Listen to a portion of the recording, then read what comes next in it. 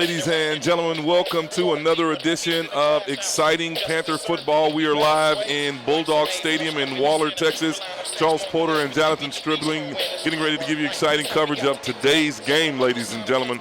Today's game won't count in the standings as it's labeled an exhibition game due to a summer ruling by the NCAA. The institution must be a 4-year degree granting institutions and is accredited by one of the 6 regional accrediting bodies in the United States.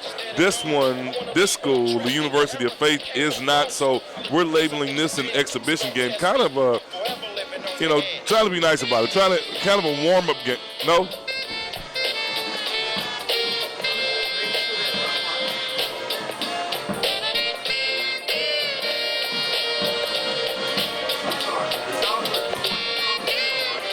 Yeah, on the opening, on this part.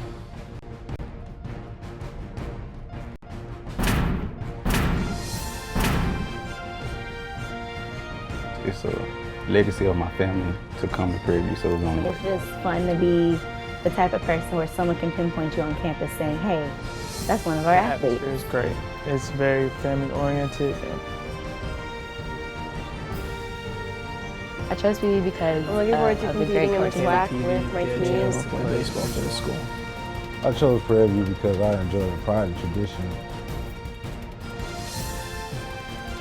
It was the best situation for me to further my I wanted to come education. to a HBCU. We create memories and experiences that I would have never. My favorite athletic experience would be homecoming and also being forced to go to study hall, because without it, I wouldn't have my high GPA, 3.8. My freshman year in one sweat. I chose Prairie because of its great academic. Being a leader for my teammates and setting You get to the make new friends from all It's of a them. well-rounded institution that's strong in academics and athletics.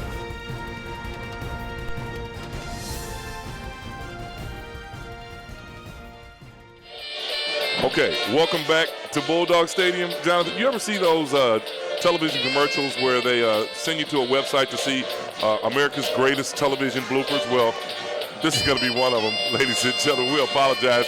However, we are back live here in Bulldog Stadium. Charles Porter, Jonathan Stribling, Jordan Carroll away on business. She'll return to us this Saturday as the Panthers take on Mississippi Valley State. But to the matter at hand, we were discussing the University of Faith, who is a non-accredited 2-year college. They're kind of like a junior college from St. Petersburg, Florida. Here to kind of play an exhibition game. We're calling it a tune-up to homecoming. And I don't want to kind of throw rocks at them, but these guys are really having a hard time, and the Panthers should be able to kind of pad their stats in Bulldog Stadium here today. Well, this is a game, Charles, like you said. Panthers get a chance and an opportunity to lick their wounds from last week's unfortunate defeat to Grambling State. We get a chance and an opportunity to see some of our younger talent this afternoon. I don't expect our starters to be out too long today. Coach Simmons and Coach Black, and I'm pretty sure Coach Nixon, they're going to want to see their guys put up the effort this afternoon to make sure that they correct some of their issues and deficiencies along their defensive backfield, some things that we talked about in the pregame meetings that we had this morning. Gives us an opportunity to see if we can get Jonte Hebert going and get him tuned up for this homecoming game coming up. The fans are trickling in, ladies and gentlemen. It looks to be a great afternoon, great weather for today's game, Charles. I look forward to it. Yeah, it's a very pleasant 70 degrees here in Bulldog Stadium. The wind is blowing gently out of the east, and I tell you, it's just a great day for football. Back to the matter at hand, we were talking about the Panthers trying to get their defensive secondary back in the sync. The last 3 games, we've had some problems with our secondary. And, folks, if you watched the game last week, it was just an absolute shootout down at the State Fair Classic. The Panthers were in the fourth quarter. Jonathan, we broke it down. We said there were 3 more possessions that the Panthers could have had. They had them right where they wanted them. but our special teams didn't come through. We had 2 blocked field goals, and we had 2 runbacks last week, and that just can't happen if you want to win a football game, especially with a high-powered offense like Grambling State. Coming into last week's game, Grambling was number 3. The Panthers were number 2 in offensive production. Now the Panthers have dropped to 4. Grambling has jumped up to 3, and Alcorn State is now number 2. So the Panthers are going to have to sit down, regroup, and get their defense together as well as special teams today, so that on next Saturday when SWAC play resumes, the Panthers will be back in sync. Yeah, and I think that sync issue was due to a lot of the communication that was lacking in that defensive backfield. Guys were looking to get a line. The linebackers were playing a heck of a job, but once they shut down that front 7, the backfield just, for whatever reason, got caught up in looking into that backfield, trying to play the run a little more, letting those receivers get on top of them. And after that, like you said, it was an offensive production that just did not favor the Panthers that afternoon. I look for that communication to get finely tuned here this afternoon, Charles. I look for some effort that the coaches have been preaching and practicing all week in practice. And so University of Faith is not going to come out here and lay down, ladies and gentlemen. We know that for a fact. We've seen some of the athletes that they have here in the pregame warm-up. It looks like they're raring to go, and I'm raring to go with them. Well, I made a joke right before the game with Coach Simmons. I said, hey, don't y'all be beating up on those little Christian boys like that. He says, man, them guys from Florida, they're not Christians. Stick around, folks. The kickoff is minutes away. This is Exciting Panther Vision on the Prairie View A&M University Athletic YouTube channel. Summertime equals summer camps, and this one's unique. The focus is not just getting to know new friends, but also about getting to know nature, specifically wildlife. If the only thing the kids take away this week is a deeper understanding for wildlife and how important it is to everyone, then we've done our job. It's called the Wildlife Conservation Camp, and it's put on by the Texas chapter of the Wildlife Society. The goal of the week-long getaway is to introduce high school students to all aspects of wildlife and to let them know it's not just fun, but can also be a career. Meeting the professionals has been really amazing because I get to, meet people who are actually in the fields I'm interested in. And so I'm kind of getting a better idea of where I might want to go, things I might want to do to better prepare myself for my future career. Campers come from all over Texas, or in Elizabeth's case, the United States. For 7 days, they're immersed in all things wildlife. They spend very little time indoors. All the learning this week is done outside, in nature's classroom, and students soak in every lesson. It's truly amazing because there's so many topics that we cover, and you're just so exhausted because we do so much, and it's just 100% out in the woods, constantly doing what I love to do, which is conservation and research of wildlife. Maybe they're kayaking, setting traps, building scent stations, or learning to shoot. Whatever the activity, the goal is to instill a love and respect for the outdoors and the animals that call it home. I've learned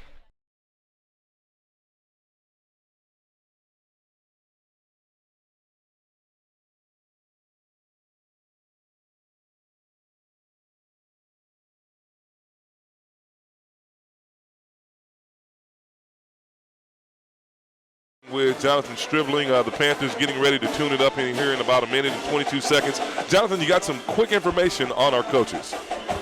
Quick information, Charles. Coach Willie Simmons of Prairie View A&M, Clemson 2002 alma mater. First season with Prairie View, 2-2 as a first-year head coach, 500 record, 0-0 against the University of Faith, as this is our first contest with this university. And we've got Anthony Givens of the University of Faith. His alma mater is Midland Lutheran. This is his second season. Unfortunately, he has a 0-11 record going in. He's looking forward to making an attempt this afternoon to get his first victory.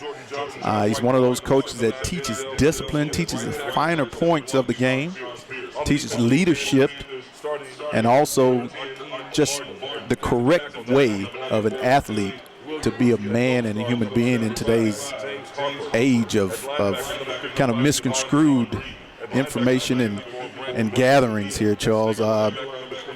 Great day to be out here, like you said. Beautiful 70-degree weather. Nice breeze blowing in. Unfortunate, looks like we've got a grass fire there out in the distance. Want to make sure that doesn't head this way. Looks like the coin toss has already been made. The Panthers look to receive on offense here, ladies and gentlemen. Hope you all are checking us out on our YouTube page. We've got some hits early on here. Looks like Mr. Willie Johnson's telling Charles, hey, Charles, have a great game this afternoon. Checking you out. Ladies and gentlemen, here, beautiful Waller ISD, the Waller Bulldog Stadium. This is going to be the home of the Panthers for the next year or so as we build our new facility on campus, our first phase of our $30 million brand new stadium. Please check that out on our website.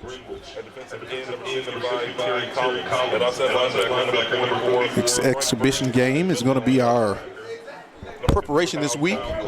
Ladies and gentlemen, you know we have our homecoming game coming up, October the 10th, Mississippi Valley. It's going to be here at Waller Bulldog Stadium, 2 p.m. kickoff time. Get here early. I'm getting the word that we will have a lot of fans coming in. The head coach for your Prairie A&M Panthers is head coach Willie Simmons. All right, ladies and gentlemen, let's get this one underway. Back deep for the Panthers is going to be Michaels along with Jonta Abear. We're getting ready to get this one underway. The kick is teed up, and we're about to start this one. Kicking it off is going to be Marcel Williams. It's going to bounce short. It's going to be picked up by Abear at the 15. Abear skips to the 25, to the 30, and breaks it out, and to the 40, to the 45, close to the 50 for the 40-yard return. Abear showing some of that quickness. Last week, number 2 in the FSC poll as the number 2 kick returner in the nation, trying to pad his stats here early against the University of Faith. Yeah, Jonta Abear is one of those special athletes, Charles. We are blessed to have him here at the University of Prairie View A&M. Here we go, folks. Our opening drive. The strap goes up top. Petrie at the bottom. The Panthers in the pistol. Green with the pitch over to Rashawn Gibbons. Gibbons breaks the tackle, man, but good defensive pursuit there. Right side by the Glory, Eagles, Travis Walker, a linebacker. He's a freshman. Jonathan, there are 30 freshmen on this team playing and 16 sophomores, no juniors, no seniors. They don't go beyond that. So sophomores and juniors out here playing, sophomores, juniors, freshmen, and seniors for the Panthers. Golly gee.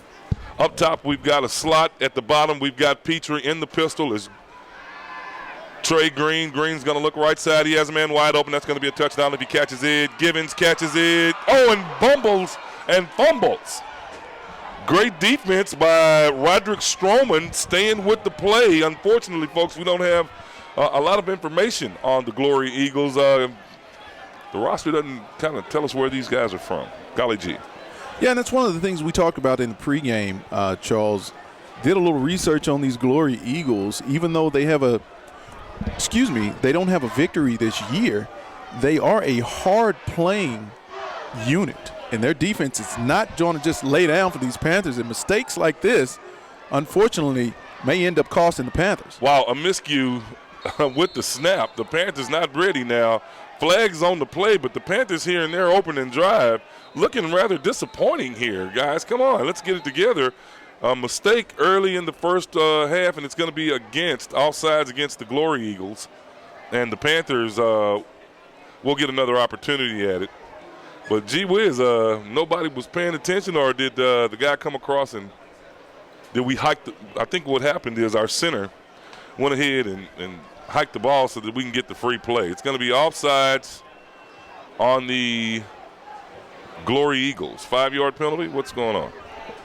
Okay. Offside. Yeah, quick 5-yard penalty there.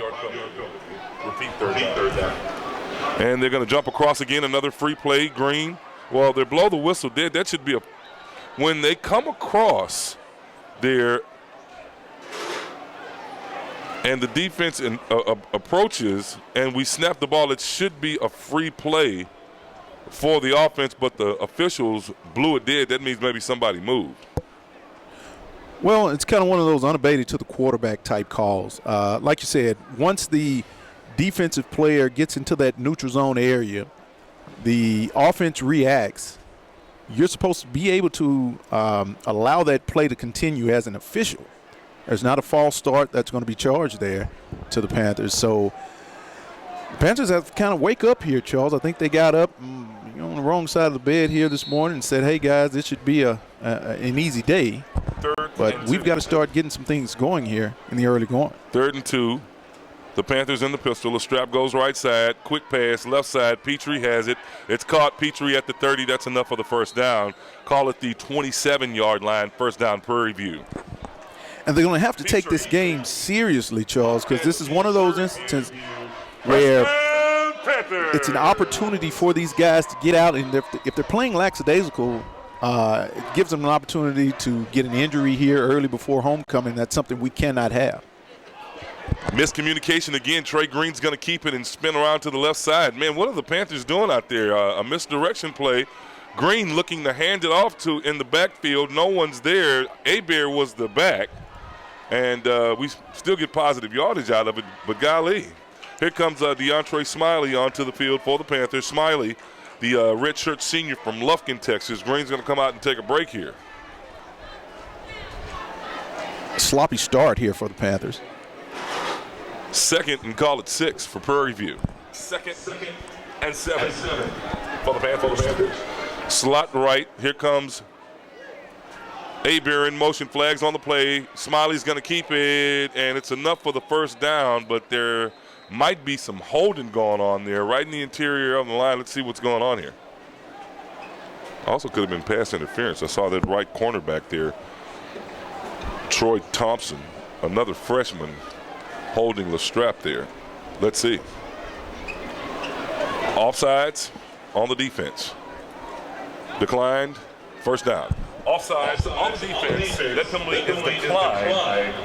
First down, Panthers. Really difficult situation here for second-year coach Anthony Givens. Like you said, working with a group of freshmen and sophomore, you have to get them in tune quickly as you get them into your program, kind of get them acclimated to what you're trying to do out on the field.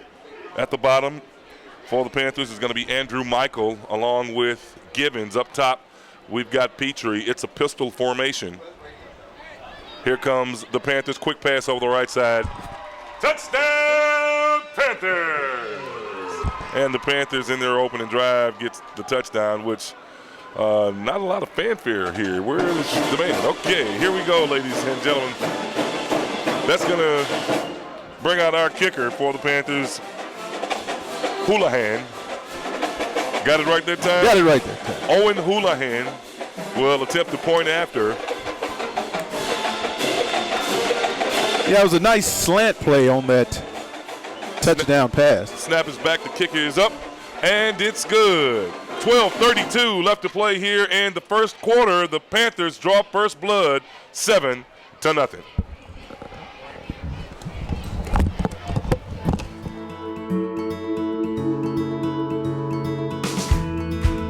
Mary Kay Edwards, and I've been here July 22nd, 23 years. I'm John Easton Jr. I'm the business manager, financial secretary of the International Brotherhood of Electric Workers, Local Union 716 here in Houston. We train and educate the best, most qualified electricians. IBW is all about elevating the lives of others, and that's sort of what today's all about. We help hundreds of families every year using volunteers, as you see out here today, to do the exterior of the homes to make a warm, safe, and dry home. I mean, with the IBEW, they've done so much for me that, if anything I can do to give back to the IBEW and give back to our community, because we're all skilled craftsmen. And so anything that we do coming out here and doing community service and giving back, we're going to do it the best job we can. And I just love the way my house is looking. And I am really, really happy. Welcome back, fans. 12:32 on the clock. Attention all soccer fans. Come out and support your Lady Panthers as the soccer team will battle Alcorn State tomorrow afternoon at 1 p.m. at the Lady Panthers soccer field. Fans, get out and show these young ladies some support, doing a great job for your Panthers. Brown will take it from the 5 for the Glory Eagles and be stopped at the 25-yard line. Back deep was James Irving along with Brown, and now we'll see the offense for the Glory Eagles led by freshman quarterback Torrey Walton. He's sophomore quarterback Torrey Walton. Yeah, Charles, you talked about it earlier in the pregame meeting we had. These guys coming out of Florida, they may be young, but they've got some speed out on that outside. That number 7, Ricardo Brown, is a great-looking wide receiver. The Panthers on defense battle a single-set backfield. Coming out of the backfield is going to be number 28, Stephen Antoine, and he'll pick up maybe 3 yards on the carry. Antoine on the carry. Really want to get a look at their freshman backup, Ronnie Cohen. Heard some great things about his athletic ability. Yeah, 2nd and 5. Across the left side and diving for the first down or towards the first down was Devarius Reed, and he'll pick up 2 on the carry. Reed on the carry for the Glory Eagles. That's going to bring up 3rd and 2 for the University of Faith. Here we go with a pistol formation. No, we got slot right. Okay, now they changed to a pistol formation. Walton changing the signals at the line of scrimmage, moving. Reed right behind him. Here comes the Panthers on the blitz. Reed going right side, right up the middle. That's going to be close, but it doesn't look like he got it quite enough for the first down. And the Panthers with a victory here on their first outing. You know, this was a little close here. They're waiting to see if they're going to send out the punting unit or make an attempt to go for it. Doing some research on their last couple of games. The Glory Eagles had a game in which they didn't pick up a first down until close to the 4th quarter here. So anytime they get an opportunity like this, knock at that door, they want to take it. 4th and 1, they're going to go for it. Quick push, don't look like the surge was good enough. And that one, if close, will be measured. That one was pretty close. Well, the head linesman there looks like he may spot it short. Now coming in from that other side, and looks like they give it to him. They're going to give it to him? Oh, wow. First down. The Glory Eagles. Want to send a shout-out to Erica Scott, Yolanda Lockhart, and Kanisha Bussey. They are all rooting for PVU. It's time for another segment of Who You Rooting For. Who you got over there, Jonathan, rooting for Prairie View? Well, Charles, I've got a few fans. Looks like Terrence Brown, Jonathan Butler. The singer? Slot right for the Glory Eagles. Here we go. Walton under center. The single setback is Reed. Reed on the carry, right side, stumbles, bumbles, and just a den of Panthers all over the place. The ball pops out, but he was whistled to dead. Looks like on the stop that time, maybe one of the first guys is linebacker Akini Mordai, the senior from Van Nuys, California. In a game like this, I hate to cut you off, Charles. I was kind of looking at the sideline here. In a game like this, your defense is normally the group that wants to go out and set the tone and let these guys know, hey, we're coming here to make this a long day for you. Walton drops back, pitches quick. Reed has it, goes around the left side. No can do. Is that Meshach Williams coming off the bottom of the pile, or is that 79? Is that a 7 or an 8? That's Denzel Lewis, or can't be. Lewis is a offensive lineman. The Panthers wearing their black jerseys with the white lettering with the black number, so kind of hard to see. And even our eagle-eye spotter Ron Leverett can't catch the number of that one. Right side stopped it. And here we go. Walton drops back, rolls left, throws deep, has a man open, and it's intercepted. And coming up with that interception is going to be 33 for the Panthers, Will Skinner. Skinner on the takeaway. Yeah, the freshman Will Skinner, 6 foot, 180-pounder. Great range out at that safety position, which he was playing on that. In that safety role, guys, you've got to be able to go sideline to sideline range-wise, and he was able to get on top of the receiver. That's some of the communication that we talked about that it looks like they may have a handle on early in this game. Okay, here comes the Panthers with a slot left in the pistol. Trey Green at quarterback, throws it deep, looking for Petrie, and no can do. Good defense by the Eagles. Well, looking at that Glory Eagle defense, Charles, now you look for a couple of stats that kind of jump out on you. That Glory Eagle defense has given up about 500 yards a game. Well, that's a happy ball boy down there. I wonder who that is. Panthers are giving up 517 yards a game. Wow. Green on the rollout. Didn't mean to cut you off. Flags on the play. Gibbons with the catch. About a 3-yard catch for Prairie View. And there are flags on the play. Let's see what's going on here.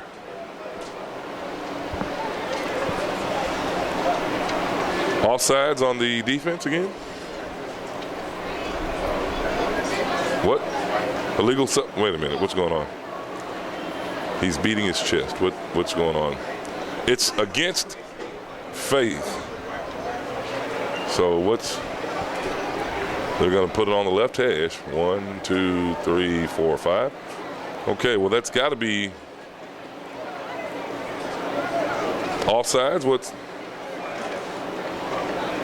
Well, I wonder what Walter Clemens is saying about this one. Okay, no indication of the infraction, ladies and gentlemen. So, at any rate, 2nd and 5 for the Panthers. Hebert in motion. Green drops back, gives it the receiver screen over to Petrie. Hey, good defense by the Glory Eagles. Petrie with nowhere to go, a loss of 2 on the catch. Petrie with the reception. Now, Charles, you've got Deion Holmes, their free safety, up quickly on there. Marcus Thurman on the stop. Marcus Thurman, also one of those guys in quickly on those tackles. Like I told you, these guys are not going to come in and just lay down, even though their record doesn't show it. You look at it, you've got that big number 50, Kyle Cofield, a sophomore out, barking out commands and orders. Green with plenty of time, rolls right, has a man, throws it high, looking for Petrie, and gee whiz. That's good defense by the Glory Eagles. Petrie smashed out of bounds. Well, actually, trying to see who that was over there. Well, the Panthers now will punt the ball on their. That was LaSalle. Actually, that ball was going to Petrie. He was overthrowing Petrie. But looking for LaSalle. LaSalle dropped down in that zone on that left-hand side, and he was wide open. Okay, Houlihan will come to attempt the point after. Back deep for the Glory Eagles is going to be John Banks. Banks calls for the fair catch and gets out of the way. It's going to take a Panther bounce around, call it the 19 and a half, and the Glory Eagles will take over. Ladies and gentlemen, for over 5 decades, Texas Farm Bureau Insurance has been protecting our members' moments, the big, the small, and the everyday. Our 800-plus agents and over 300 claims personnel provide prompt, efficient service to more than 450,000 member families all across Texas, providing auto, home, farm and ranch, life, health, and other products. For more information, visit us, Texas Farm Bureau Insurance. Log on to txfb-ins.com. Reed takes it left side over the left guard. And nowhere to go. That's Genesee Bates, one of our wonderful students. And Boo Jr. here, and she can't. She just comes right up and asks, "Do we have binoculars?" Okay, what is our technical director doing? Watching the game. Reed right side comes along with it, and just smashed down to the bottom was Nanana Inzwa, the bandit. Man, that's one of our guys. He hadn't been seeing a lot of time. Inzana, Anana Zenwa. We're going to have to get a pronunciation on that one. That's 92 on the stop for Prairie View. 6:21 left to play in the first. Walton with a slot left, drops back, throws it, has a man, it's caught. And off to the races is going to be Mason, and Mason catches a big first down. Martez Mason, the freshman wide receiver for the Glory Eagles. He's one of those good athletes that the Glory Eagles bring in, young, strong, has a lot of speed coming out of that Florida area. Walton throws a slider, the intended receiver that time, Liddell Gordon. Gordon, the intended receiver, 2nd and 10 for the Glory Eagles. Zenwa. Okay, got the Nana. That's Nana Zenwa. And he sounds big. Nana Zenwa?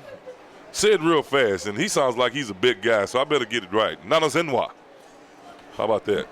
Oh, in the back again, it's big number 91, Chima Nduka. Is that it? Nduka?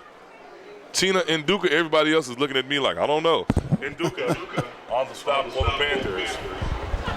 Yeah, I think they're a little afraid to give that name a shot there, Charles, so don't feel bad. Yeah, we give a shout out to our good friend Jerome Francis Jr. Hey, Coach, Big Franny. What's going on, Coach? Who you rooting for? Slot left for the Eagles, Walton with Reed in the backfield. And the Panthers jump off, and that is Chima Nduka. He's another big guy. Even Prairie View's camera person was afraid to help me with that enunciation. Sequoia's over there. She's just looking down. She's like, no, I'm not going to try it. You try it. Do you remember that commercial? I'm not going to try it. You try it? You're too young for that? Okay. That's the Life cereal commercial, okay? Dropping back is going to be Walton. Looks left, has a man wide open. Great defense all over the receiver that time was the Panther on the right side trying to get a number. It's going to be 34. Joshua Holly on the stop. Joshua Holly on the stop. That's my classmate's son, Raymond Holly, and Ryan McGinty's frat brother of Phi Beta Sigma. I know he's taking all kinds of pictures down there. High shots, wide angle shots, low shots, just all kinds of shots. 4th down for the Eagles. Back deep is going to be Weaver for the Panthers. Is that 20? That's number 20. Okay, I'm looking forward to seeing Weaver back there. Back deep for the Panthers. Great punt. Weaver is just going to get away from it. It's going to take a faith bounce and go into the end zone. The Panthers will have it at the 20. Folks, homecoming 2015 will begin on tomorrow. Now, let's just talk about homecoming for the old school cats out there. We would start homecoming Sunday. So tomorrow officially for the old school guys, for the Vikings, for those guys, homecoming would start on Sunday. And we'd started by watching Sunday football all day and having beverages. And we would be behind Suarez Collins just having a real good time. If you know about Suarez Collins, who you rooting for? Back to live action, the Panthers with Trey Green standing at about the 15-yard line. Abear, they're in the pistol with a slot right. Green passes it over the middle. It's caught. And up to the races, it's going to be the Panthers. It's Hatcher. Hatcher all the way down to the 30. Call it the 25. First down, Panthers. Actually, that was Nick Petrie there, Charles. It's at 89? No, that's 88. Oh, wow, man. Nick Petrie.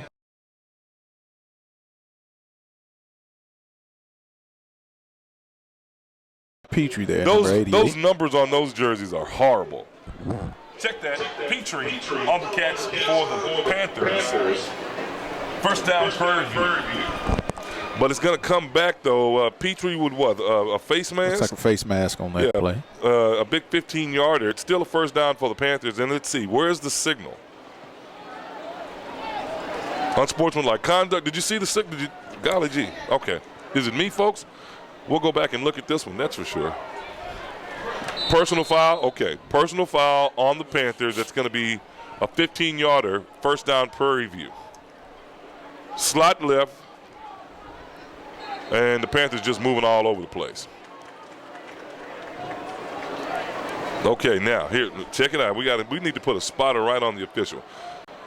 False start on Prairie View. False start on the Panthers.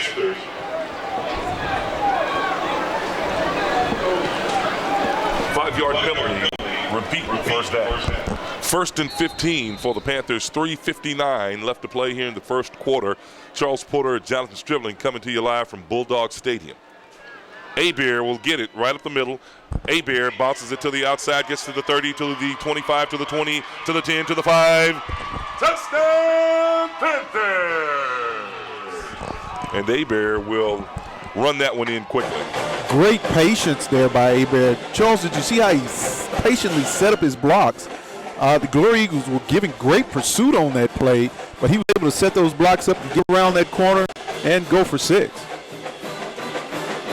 Houlihan will come out to attempt the point after. I almost said O'Houlihan just a minute ago, like we were in an Irish pub. It's funny you say that. I got some of Houlihan's fan base pull me to the side there and say, hey, thank you for correcting Charles on that. And I said, well, he was actually correct because his name is Owen Houlihan. Kick is up.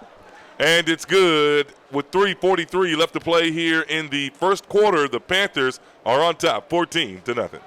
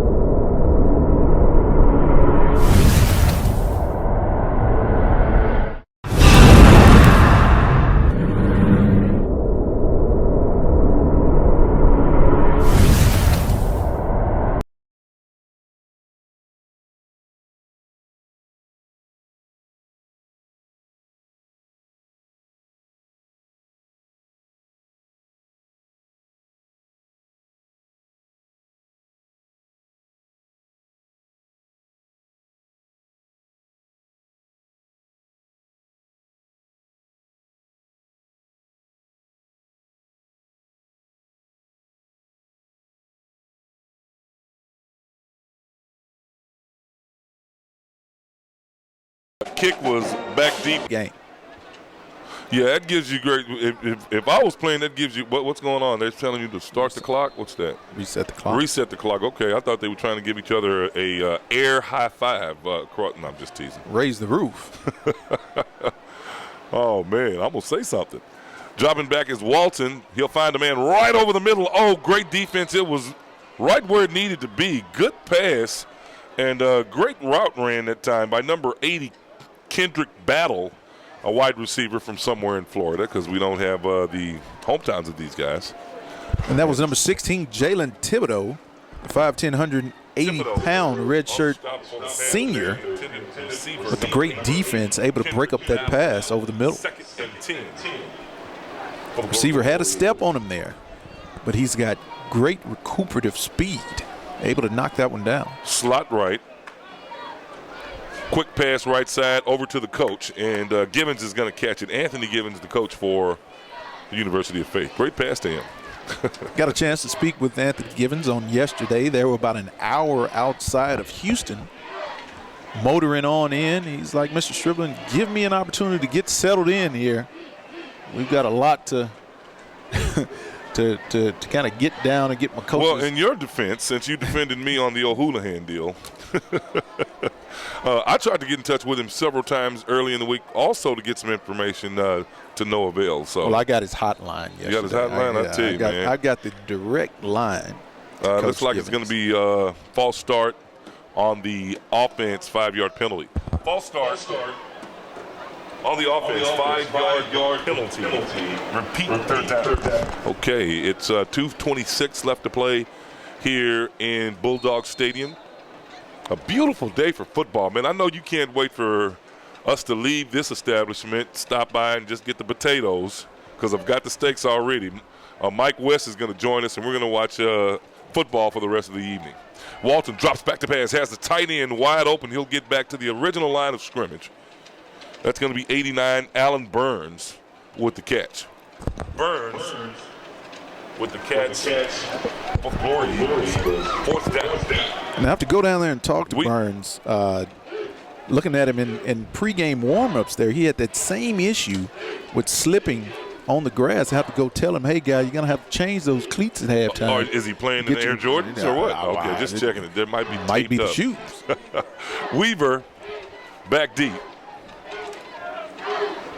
Golden punting it away. Golden almost has that one blocked, but a great punt. Weaver gets it at the 21, skips a tackler, gets to the 30, tries to spin, and dives over, call it to the 34-yard line, and the Panthers will take over first down with 1:36 left to play in the first.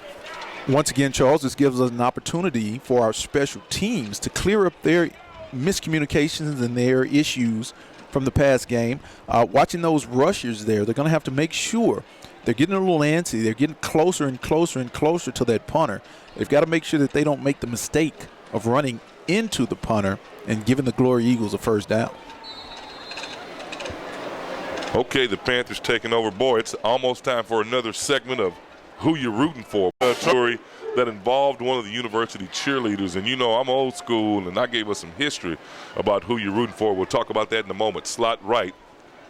Green in the pistol again, right up to Courtney Brown. Brown breaking the tackle, getting close to the first down, but maybe a yard shy. Brown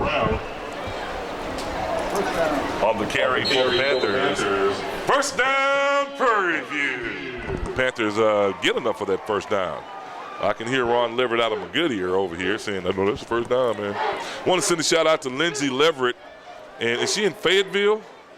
Fayetteville, Arkansas. I am desperately trying to get to her wedding. It's getting a little tough. I'm gonna have to send more money. If I can't get there, that's my baby. 35 seconds left to play here in the first quarter. Quick pitch right off to Courtney Brown, and Brown will take it for about 6 yards, about 4 shy of the first down. Brown. And one of the things I will say, the Panthers are able to get through that first line of defense, but their linebackers, Frank Burgess, Kyle Cofield, and Marcus Bird, are doing an excellent job at holding up the middle of the field there. The Panthers are getting to that second level, but not able to get beyond. Yeah, I think that was Spivey Sorrell, I think. Hit us on YouTube, and as the Panthers take a timeout, we're going to stay right here doing that one. Spivey Sorrell hit us actually on Facebook and says, "Tell Porter that's the pistol." Well, you know, I understand what the pistol is. No, and I want those kind of comments, but in those particular single set formations, when they put 2 people behind the quarterback, that's usually an eye, right? Hello? I believe so. Okay, and that's what was happening. And what was they were disguising it. I was trying to see what that comment actually was. Well, it's on your side, but I mean, it's all good. We want comments. We want interaction with the Panther fans. So, folks, we want all of your comments, good or bad, because we want to be the #1 team in black college football for sports announcements. So, please give us your feedback. We want to know. Also, we've got some information on the National Alumni Association. Are you a member? I am a member. I am a member. My mother. Your mom was a life member. Right. Well, she snagged me last week when we were in Dallas. She said, "John, I want you to go to the gala with me." I said, "Mom, you know I'm traveling out of the truck. I don't have my good clothes." Carl Young is the National Alumni President. I talked with Irma Sadberry. I stopped by there earlier this week and tried to see if I could schedule a interview with Carl Young. And hopefully before next week we can get an interview. I got to get back out to my regular job. I'm going to be doing a bunch of traveling like you next week.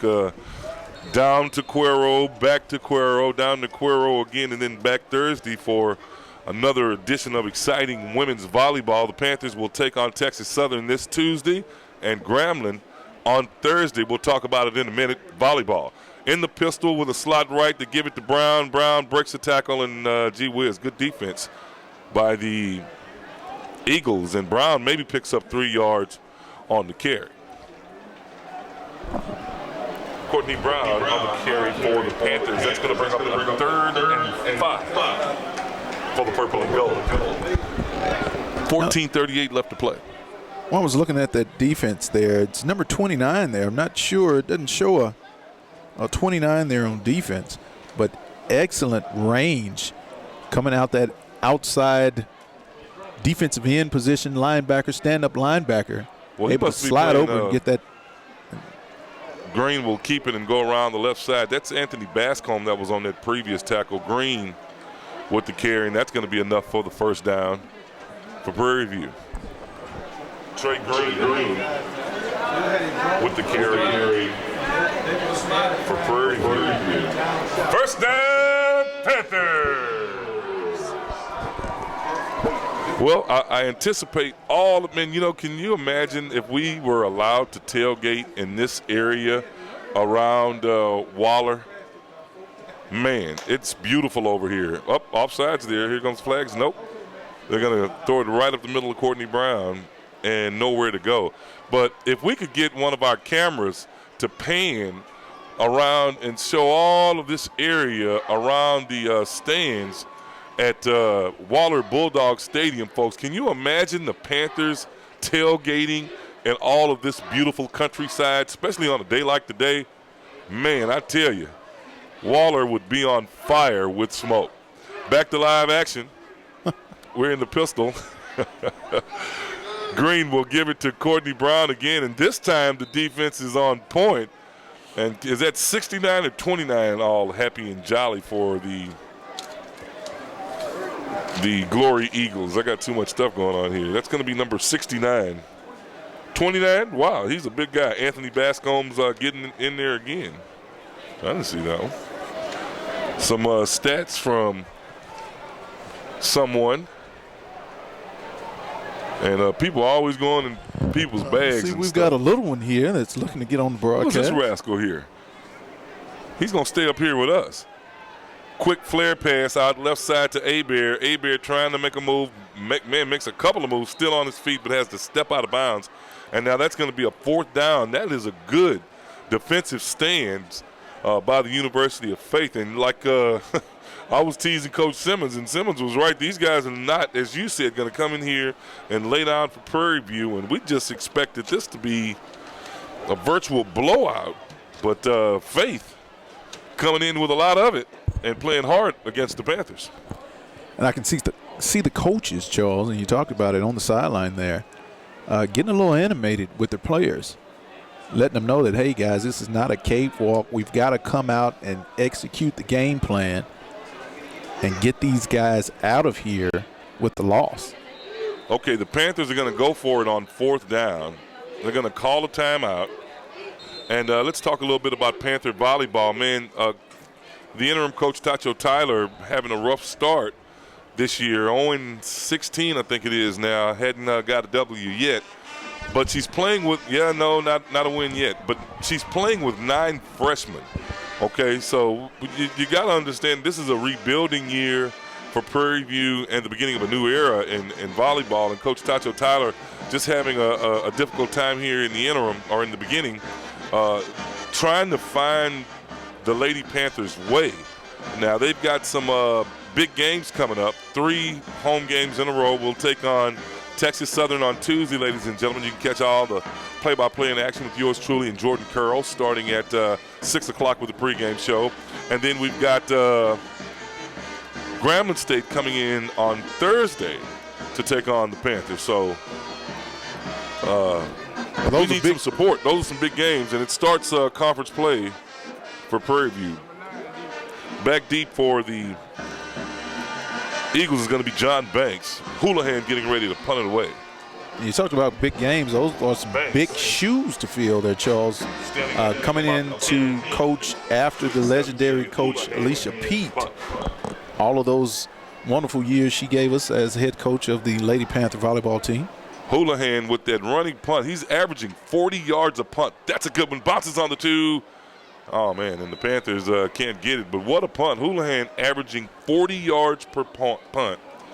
Third in the standings in the Southwestern Athletic Conference. And if there's no sandwiches, Ryan McGinty's in trouble. 11:46 left to play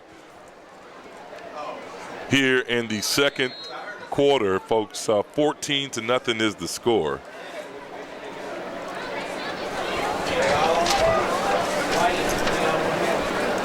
And Jonathan Stribling beckoning for something to say. Okay, we're going the other way. Here comes the Eagles. Walton chased out of the pocket. He's going to have to throw that one away. There are also flags on the play. Is that a 5-yard penalty? Not encroachment, but offside. Well, it didn't look to be an intentional grounding because he was outside of the pocket and the ball got back to the line of scrimmage once he threw it out of bounds. Now they're holding a consolation to try to find out. Somebody's ready for steaks and beverages over there. Well, that's a long continuum over there. What's going on? Okay, here we go. What? False start on the offense. Okay, and well, I know Walter Clemens is taking a lot of notes. Well, he gave the signal and then began to discuss it. False start on the offense. That penalty is declined. 1st and 10. For the Eagles. Well, why would you decline that? Well, I don't know, but okay. 11:40 left to play here. That's going to continue a 1st and 10 for. Well, it's got for. Okay, now he flips it. 2nd and 10 for the Glory Eagles. Wow, and good job of hitting the hole. A new back has checked in for the University of Faith. Is that 25 or 29? It's going to be number 25. James Irvin. He's listed as a defensive back, but these guys are playing both ways. Is that Iron Man football, playing both ways? Or is that 5 people on the team?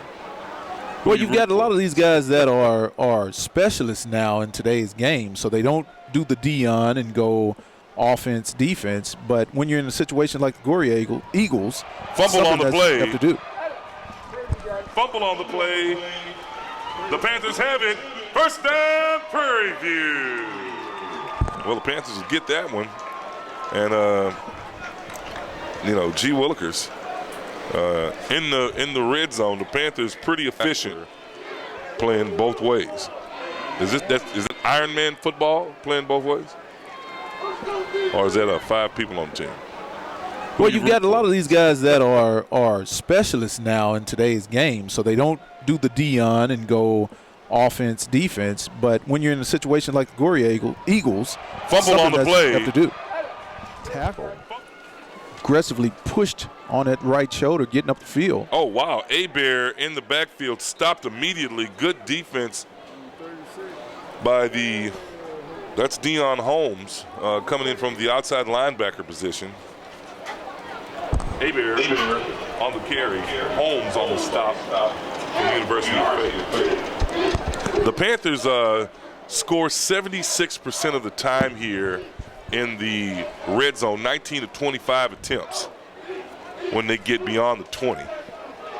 It's going to bring up a 2nd and 12, though, with a loss of 2 on that carry by Bear. Green's going to throw this one, though. Nope. Slot, yep, quick pass.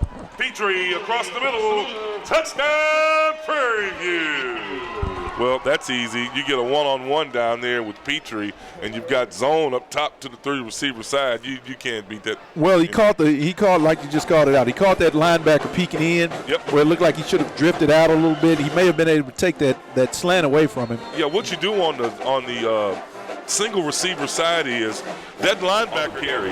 Holmes almost stopped from University of Faith. The Panthers score 76% of the time here in the red zone, 19 of 25 attempts when they get beyond the 20.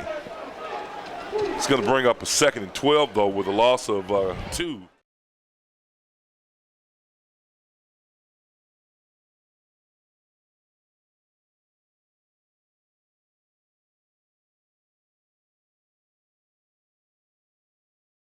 On the carry, Holmes almost stopped from University of Faith. The Panthers score 76% of the time here in the red.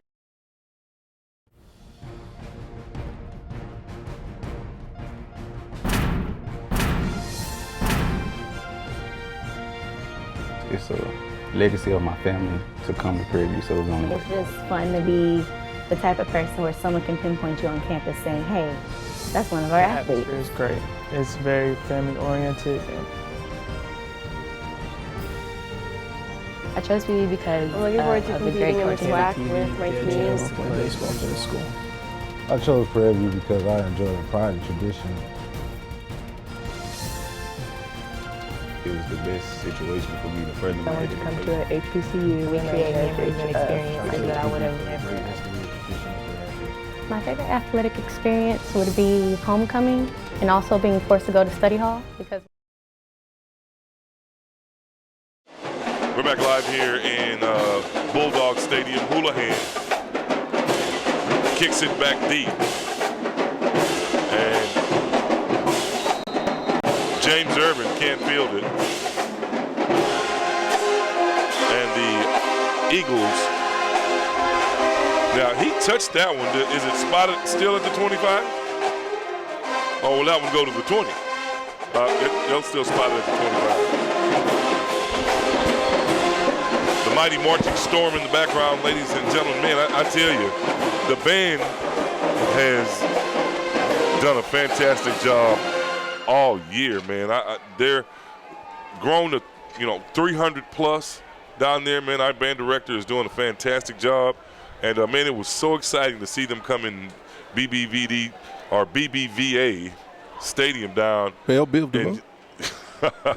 Now you know.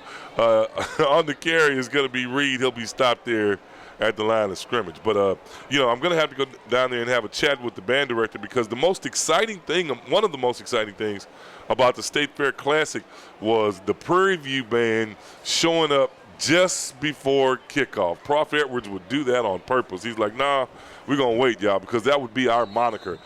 All of a sudden, Gramblin's band will be on, and people will be like, where's Prairie View, where's Prairie View? And then all of a sudden you'll hear that, da-da-da! And, man, look here, the crowd would go crazy. What are you, laughing at my sound effects, Mike West? Okay, well, I don't have a drum up here. But anyway, you would hear that, and the band would come out of the tunnel, and the crowd would just go nuts. I miss that. Slot right for the Eagles, and coming across the middle, diving for it was James Everett. And good coverage on the defense. Everett. Yeah, James Everett, the speedy slot receiver for the Glory Eagles, are able to get in front of our linebackers there. Just unfortunately, that one hit him tough. Came in a little smoke on it. Wasn't able to handle it. Man, coming into the stadium today, there was a steady sea of maroon. I wonder what was that going down 290. We'll talk about it in a minute. Double slot. And a high snap. Walton fields it, holding, and a helmet came off. And that person's going to have to get out for one play.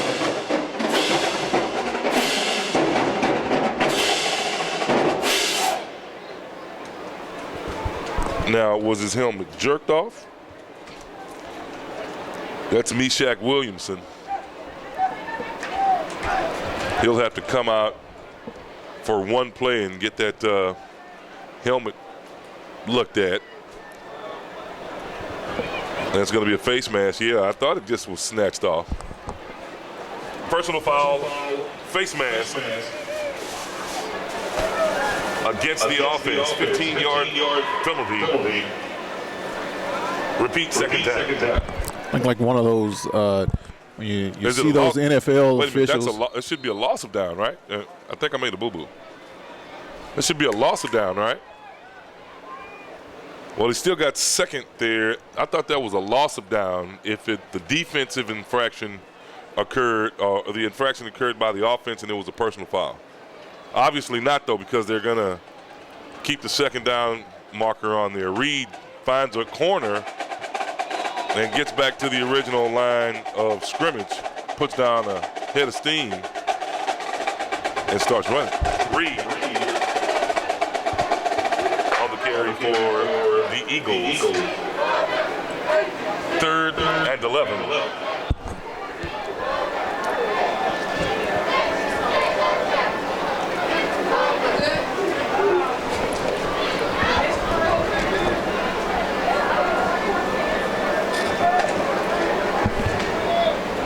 Okay, Walton with a double slot, drops back, is going to roll left and keep it and wind up in a den of Panthers trying to see who's the first one off the pile.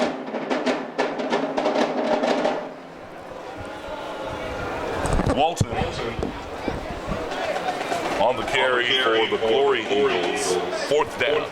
That's one of those things the Panthers have to watch out for. Torrey Walton, the quarterback, sophomore, is an excellent dual threat quarterback. Looking back on some of his previous games, he's got multiple games where he has a rushing touchdown as well as a passing touchdown. So he's given one of those offensive threats that has the dual ability to strike from the ground and the air.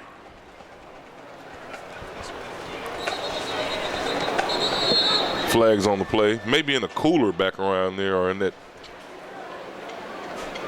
fridge there. False start on the Glory Eagles. It's going to be a 5-yarder. False start on the offense. 5-yard penalty. Repeat fourth down. Yeah, they're going to repeat fourth down there on that 5-yarder. Okay, Weaver now closer, standing at the 50. Good hold up there by the line. Weaver's going to field this one. Weaver gets it, spins to the right side, gets to the 50, to the 40-yard line, and dives on the stop there for the Glory Eagles, Terrell Brown. Weaver on the carry for the Panthers. Brown on the stop for the Glory Eagles. Well, here comes the offense. You think Trey Green is going to play the first half and Smiley the whole second half, maybe? Well, like we discussed in the pregame, be a good opportunity to get some rest for these starters, to get some valuable experience for your second and third string players. Slot left coming on with the carry going around the left side is going to be Javonte Ham, who was hurt last week, and he'll pick up the first down. Ham on the carry for Prairie View. Second and 2. That was big 52 to Varus Walker, freshman, on the tackle. Michael's at the bottom. They give it to Ham again. Ham will get the first down, spins out of bounds, and they're going to be a holding. Yeah, they're going to hold that one. Ham on the carry for the Panthers. Holding on the offense. Repeat second down. Holding.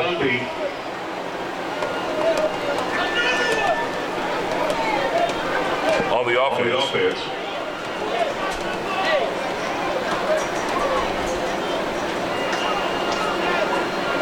10-yard penalty. Repeat second down.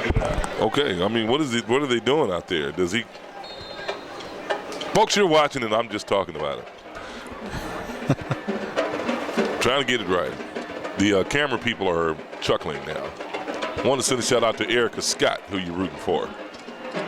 Ham will get it again and go around the right side, finds a hole, jumps around, and picks up 7 on the carry. Ham on the carry for the Panthers. 3rd and 3.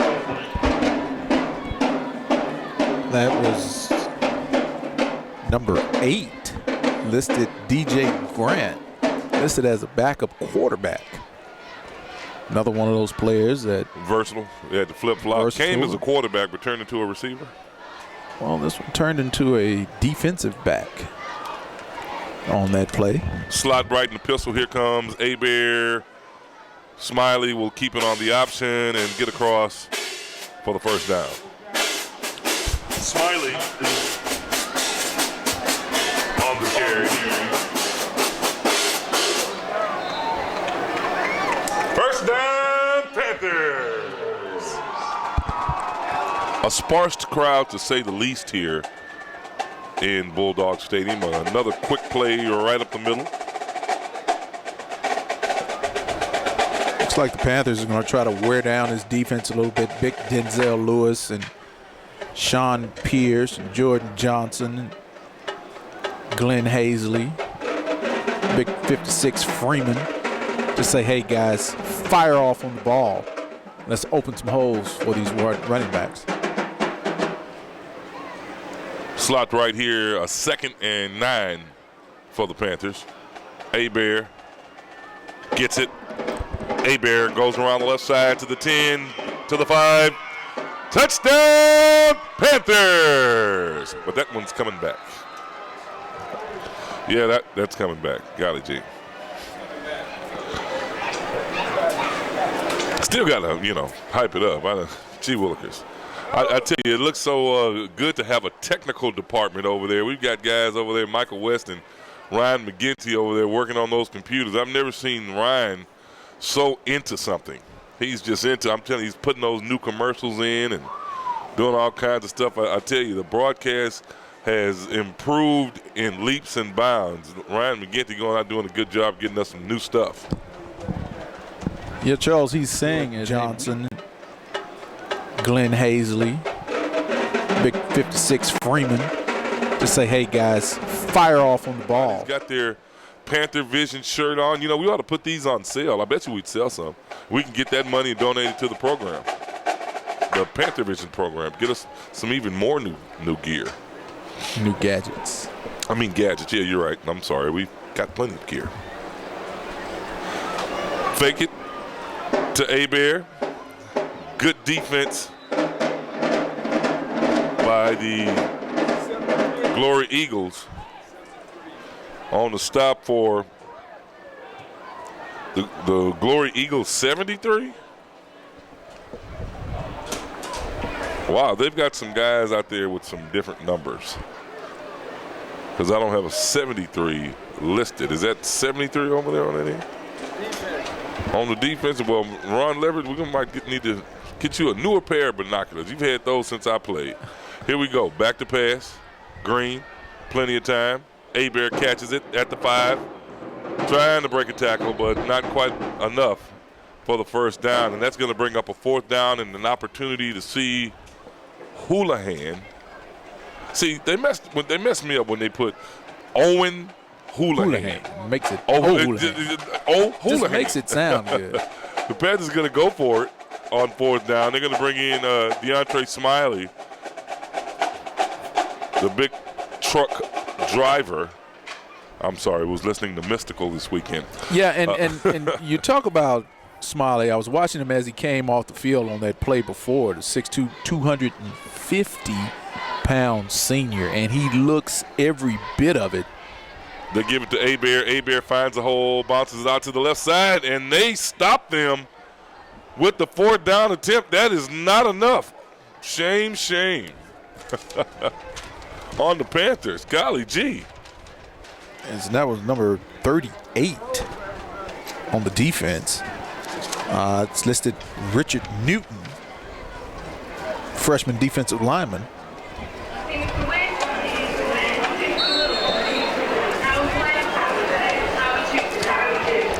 I was like, what in the world is someone got my mic?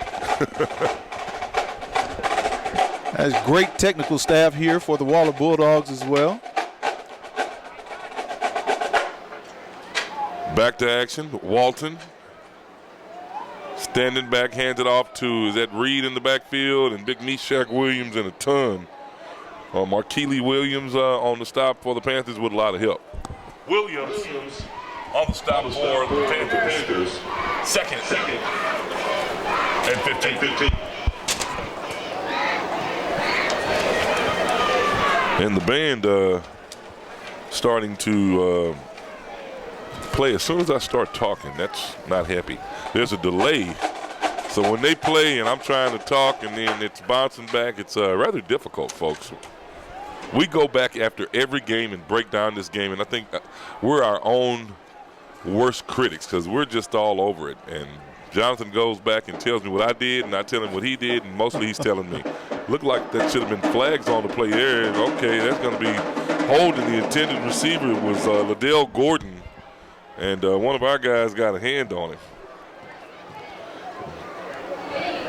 And looks like that one was linebacker Brandon Medina as he got kind of behind Medina.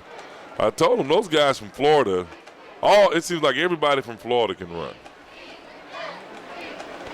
And you always find some speedsters coming from Florida. Something pass that interference, swamp water down something they run on the beach. I remember talking with Double O, Kenny Burrow, and he said that when he played down in Florida in high school, they practiced on the sand. So when they got on the grass, it was like they were running on air. Double slot. Reed gets it, fumbles the football. There's a mad scuffle for it. Reed gets it back, though. And the Panthers, he dropped it, picked it up, and gained the yard with it. 3:17 left to play here in the second. Folks, high school band day here in Waller Stadium. Several bands. I think the Brookshire Royal Band is out there. I think the Waller Band. Is the Waller Band out there with them too there, young lady? She said no Waller Band. But there's several bands out there. Breaking the tackle is quarterback Walton, and he's going to go around to the right side, and flags on the play. We've got an injured player. Yeah, and there's their dual threat ability of their quarterback, number 12, Torrey Walton, able to get outside the pocket and get out on the edge using his legs. Is that a block in the back? Like they got either a block in the back or chop block or something. But he's down and he's shooting at the knees.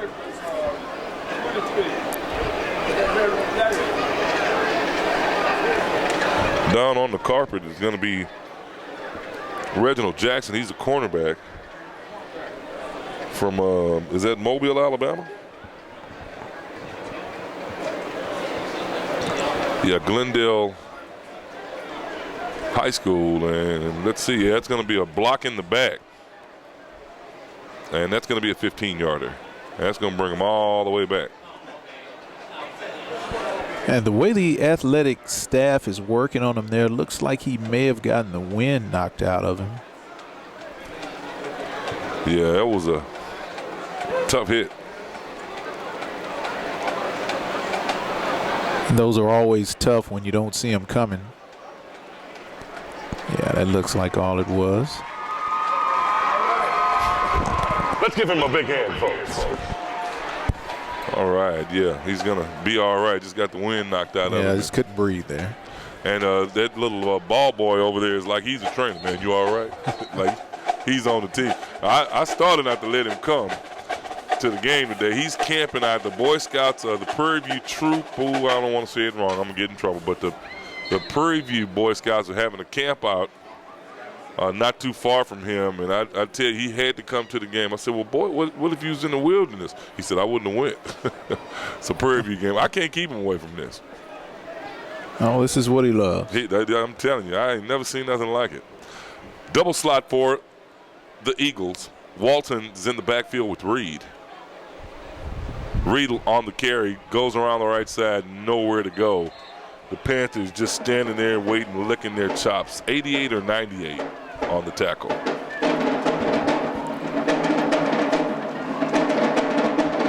That looks like it was 99 Meshach Williamson. Williamson on the stop for the Panthers. Third and 12.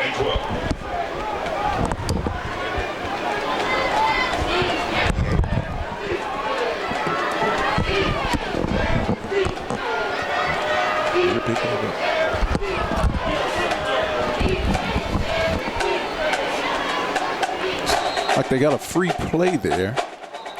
Panthers offside.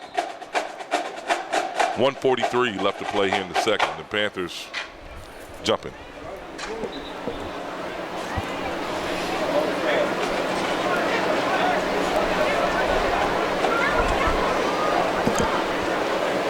Offsides on the defense. 5-yard penalty. Offsides on the defense.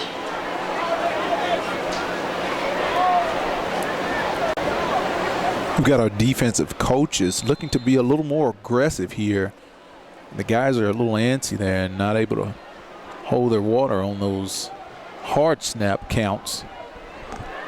The inflection and the tone of quarterback Torrey Walton getting the guys to jump off sides. Double slot for and roughing the passer. Man, golly gee. Brandon Medina leveled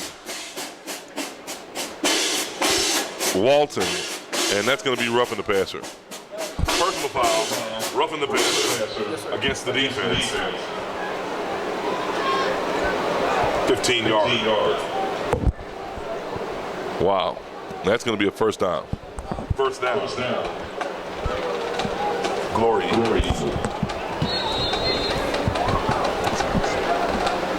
Wow. 1:20 left to play, folks. If you've just checked in, 21-0 here in the first half are the Panthers. The Glory Eagles of the University of Faith coming in a little tougher than we anticipated.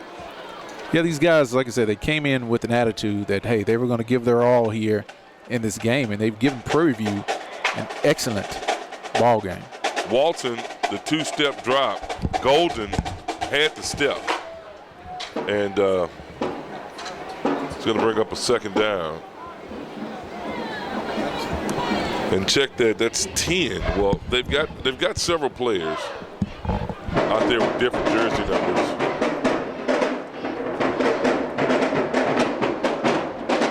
Folks, we'll apologize, but it's all the stats we got. Down to a minute 15, 21-0 to score. All right, we're going to go trips left down here at the bottom, single receiver up at the top. That means that safety's got to give some help on the single receiver side. And too much time or timeout? Timeout for the Glory Eagles. Folks, we're talking about homecoming and tailgating. Tailgating will take place on the campus of Prairie View A&M, and it looks like they have opened up some even larger space there for the Panthers to tailgate. So the normal place that we used to tailgate, that big area on the, I guess now, that is the south side of the field. The side where we usually tailgate. I understand that area. Don't give me northwest, east, and south. Yeah, it has been northwest, open, north, south. There's going to be a lot more room than we initially anticipated for tailgating. You can go onto the webpage and go ahead and pay your money. And there's going to be one entrance back there by the tennis court that they're building. They're building a new entrance for tailgating. I've got a lot of information from fans across Facebook and in the Twitter sphere. I'm not on it, but I've been able to access it and see it. A lot of individuals have been questioning whether or not it's a good idea to come down, and I tell them, yeah, come out and enjoy a great game here at Waller Bulldog Stadium and get back to the campus and check it out. And want to let fans know that on Thursday, the annual Prairie View A&M Cross Country Invitational is going to take place at 5 p.m. The men's and women's teams will tune up for the upcoming SWAC championship. This will be a great activity. And you talk about the homecoming activities, we'd be remiss to leave out the fact that on Sundays, it normally starts with Dr. Booker's book review. You remember those? I think, years? that's what it used to be that way. But It used to be that way. The book review is at a different time. I think it's on Wednesday. I'll have to talk to Miss Fraser Porter, and she'll tell you about. She can tell me about when that book review is. Actually, there's a lady from, I think, Hempstead who's gonna review her book there. I'm not sure. Don't quote me, folks. You can go online though at www.pdmu.edu and then check out all of the homecoming festivities there. We'll try to pull it up there to you, there for you. 105 left to play. Another timeout call on the field. Charles Porter and Jonathan Stribling coming to you live here in Bulldog Stadium, folks. Next week, an exciting game against Mississippi Valley right here at 2 o'clock. Also, fans, want to let you know about the specialists at Houston Methodist Orthopedics and Sports Medicine. Willowbrook, proud to be another sponsor of Prairie View A&M Athletics. Whether you're a weekend warrior, a student athlete, or an elite level professional, the board certified and fellowship trained physicians at Houston Methodist Orthopedics and Sports Medicine at Willowbrook offer world-class care close to you. For more information or to find a specialist in your area, call Houston Methodist Sports Medicine at Willowbrook. Visit them at houstonmethodist.org.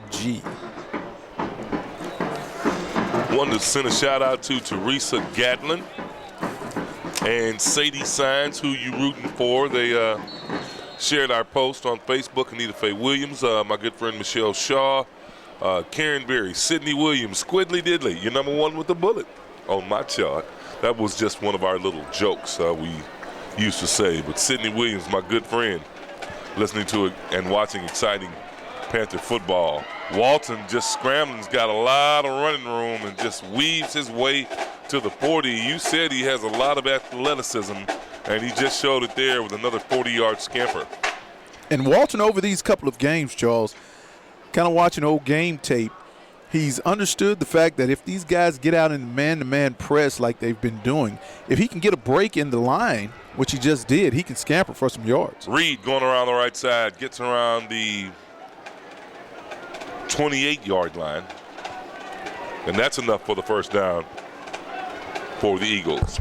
And here in that 2-minute offense, whenever those defensive backs and linebackers are kind of set back and they're trying not to get hit deep, you can always take advantage with a running quarterback and your back out the backfield on either draws or little screen plays or little short dump passes, and it looks like that's what they're going to try to do.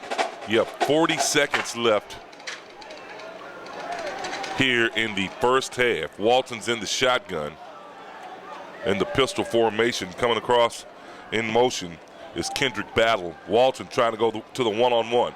Liddell Golden, oh man, turns around, and 6-on-6. Golden going up against Rousseau is at 6, and there are flags on the play back here, usually in the vicinity of holding. We'll see. 75 is Jarrell Dortch, and he's not happy back there, the big fella.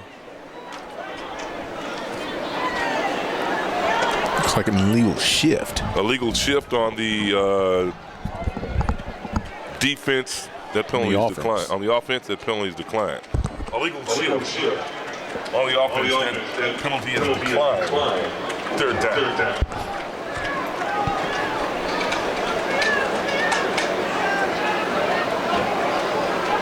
What? What happened?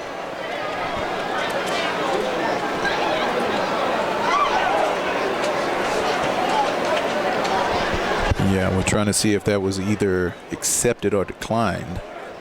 Well, he said decline. Well, what's going on? The officials are giving some miscommunication. Okay, so it was accepted. Okay, now they say it's accepted. He gave the signal for decline, if you look at the film. But I'm just not going to even say anything. I tell you.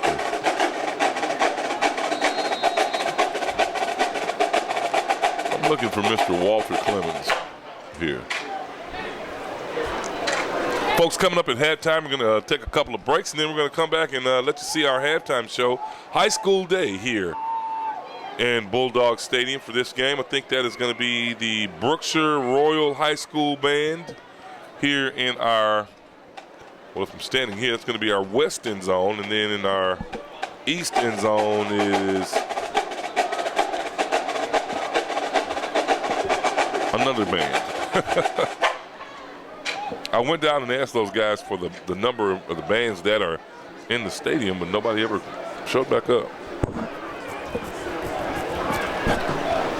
And it's quite a few. I think we walked in on earlier a number where they had all of the bands together playing in conjunction, and it looked pretty good, Charles. Pass intended for Golden again. Okay, here we go.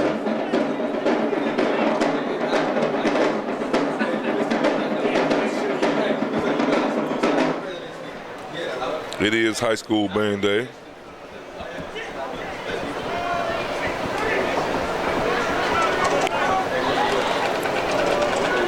Okay, it's the Westbury High School band. Marion Magnet School from Lake Charles, Louisiana. And let's see, it's Houston Gateway Elite Marching Band, Royal High School Band, and Westbury High School Band. Walton throws up a floater, and it's no good.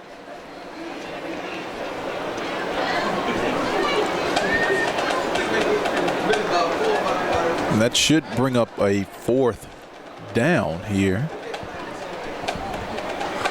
They're over here laughing at Alex, or Sebastian rather, our cameraman, sitting up there dozing off. And the ladies in the other booth are just having a lot of fun. Popping inside the head there. And Sebastian had a long night. 4th and 14. For the, oh man, and Golden just pummeled in the back in 2 tackles. Oh, face mask on Williams. And Reed's gonna pick it up and step out of bounds and get popped. But there's gonna be a face mask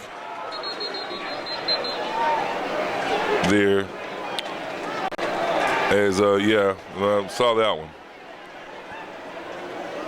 That's Williams trying to grab Reed going around after the fumble from Golden, or pardon me, from Walton. Other booth is just having a lot of fun. Popping inside the head there. And Sebastian had a long night. 4th and 14.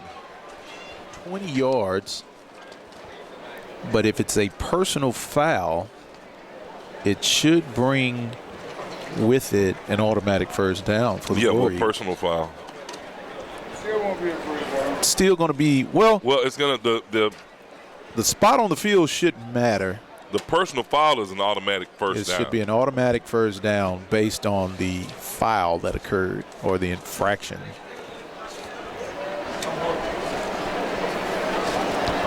We're just waiting to get a signal from our refereeing crew here. Well, I'm almost afraid to to call what's going on there.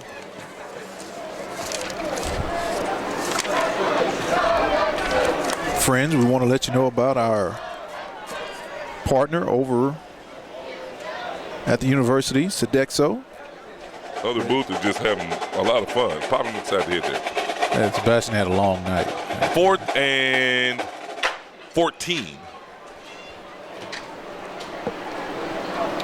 For the, oh man, and Golden just pummeled in the back in 2 tackles. Oh, face mask on Williams. And Reed's going to pick it up. Making every day a better day. We're just doing some tag team here, just trying to make it interesting, folks. 21-0 with 10.4 seconds left to play here in the first half. Coming up at halftime, the Westbury High School Band taking on the Brookshire Royal High School Band. How about that? Now, is this going to be a meeting at the 50-yard line and kind of like a drum line scene here, Charles? I don't know, but some of the parents, and there's the elite, okay, in the stands is the elite marching band. And we know that's Westbury and Brookshire Royal going up against each other. So that has to be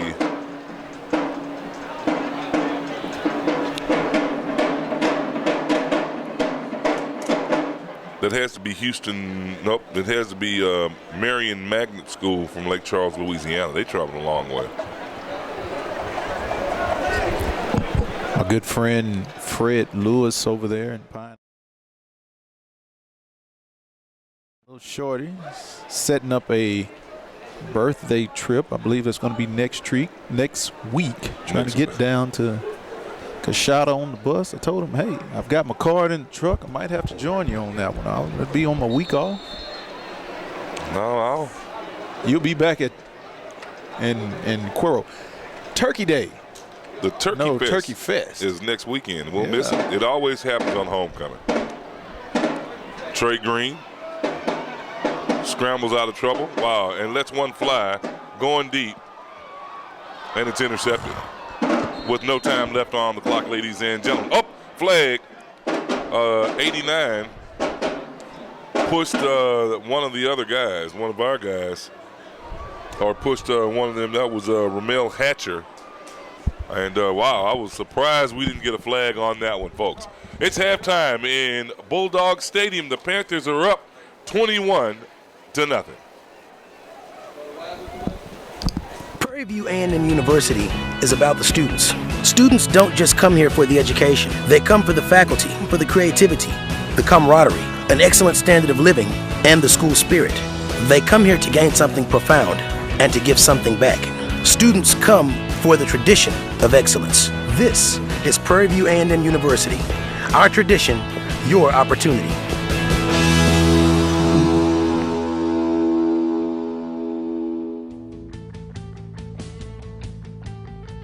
Outstanding design defines the 2015 Hyundai Equus. This four-door, five-passenger sedan stands out among competitors in its class. It features an automatic transmission, rear-wheel drive, and a 5-liter 8-cylinder engine. A wealth of standard features mean that you no longer have to sacrifice, such as cruise control, a blind spot monitoring system, power door mirrors and heated door mirrors, lane departure warning, and remote keyless entry. Rear passengers enjoy the seat heating functionality, keeping them warm during the winter months. With high-intensity discharge headlights illuminating your path, you'll always appreciate maximum visibility. For drivers who enjoy the natural environment, a power moonroof allows an infusion of fresh air. Audio features include a CD player with MP3 capability and 17 speakers, providing world-class sound throughout. Hyundai also prioritized safety and security by including front and rear side impact airbags, a security system, an emergency communication system, and four-wheel disc brakes with ABS.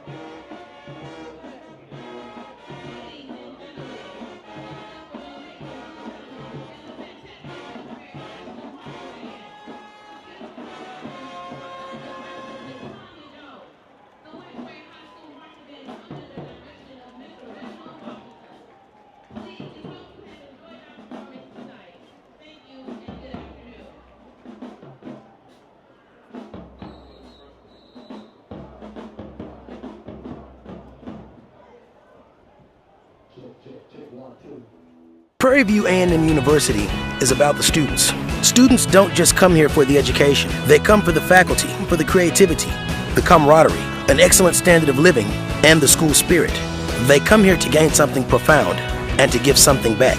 Students come for the tradition of excellence. This is Prairie View A&M University. Our tradition, your opportunity.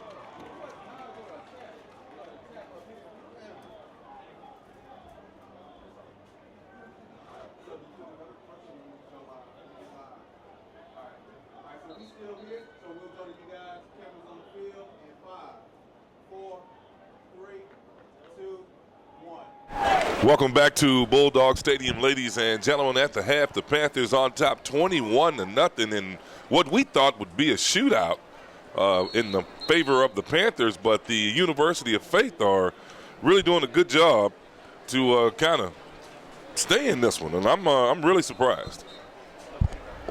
Well, not necessarily surprised, Charles. The Panthers came out sloppy in that first half. The coaching staff, I can see, was animate on the sideline. I think they went in at halftime and regrouped. You'll see a fiery effort from the defense here in the second half, and they'll get everything under control. Kind of look at some halftime stats here. Yeah, the Panthers up 21-0.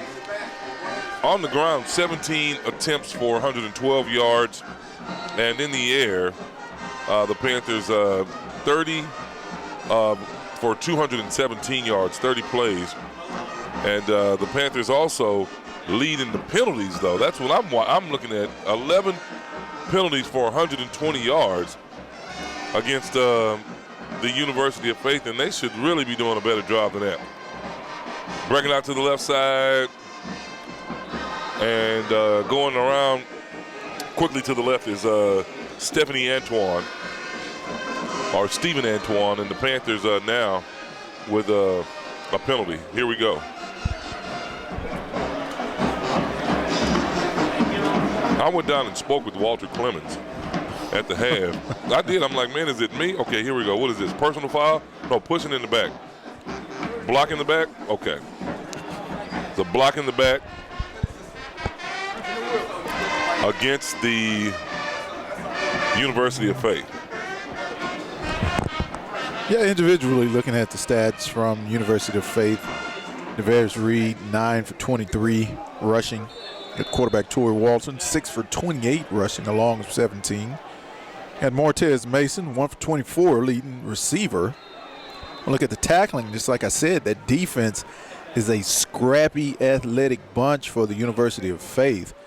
I'm looking at the tackles for loss.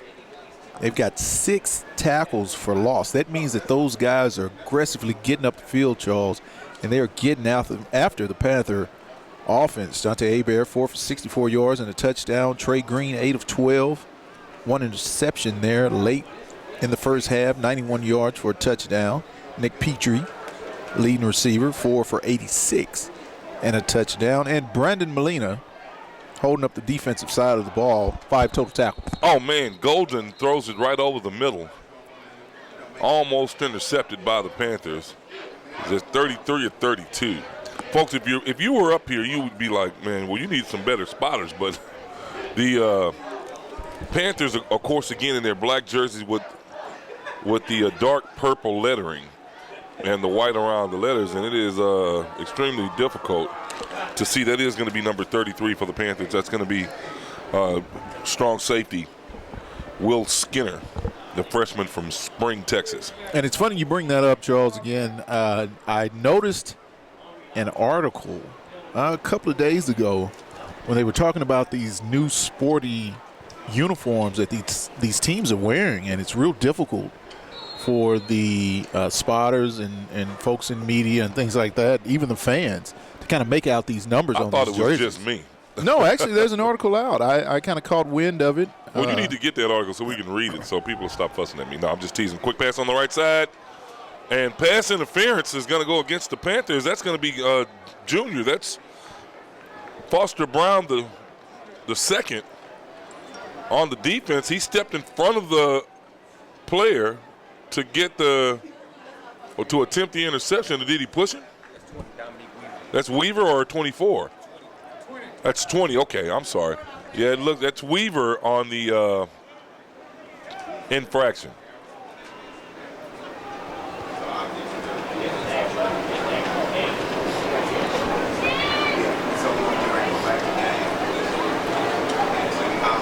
So Weaver with the pass interference. 2nd and 5 for the Eagles. Right side goes Reed into the interior of the Panther defense. And he'll pick up maybe 2 on the carry. 3rd and 3 for Prairie View. Third and 3 for the Eagles.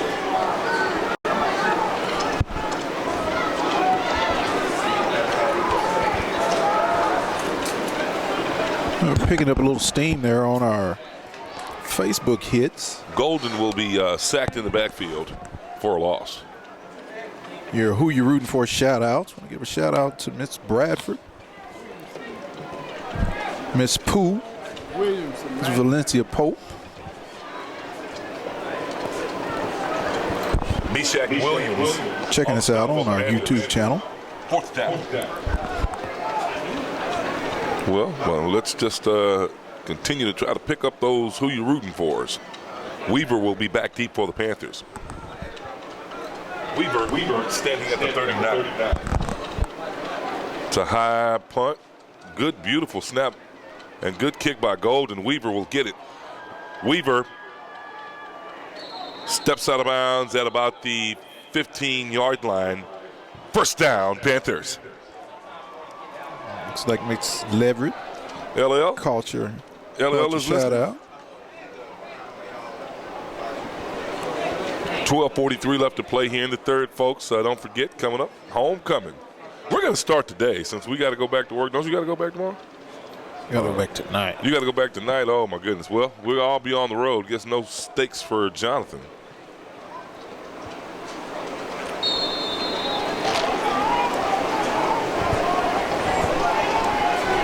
Here the Panthers come now with a slot right. Green still in at quarterback.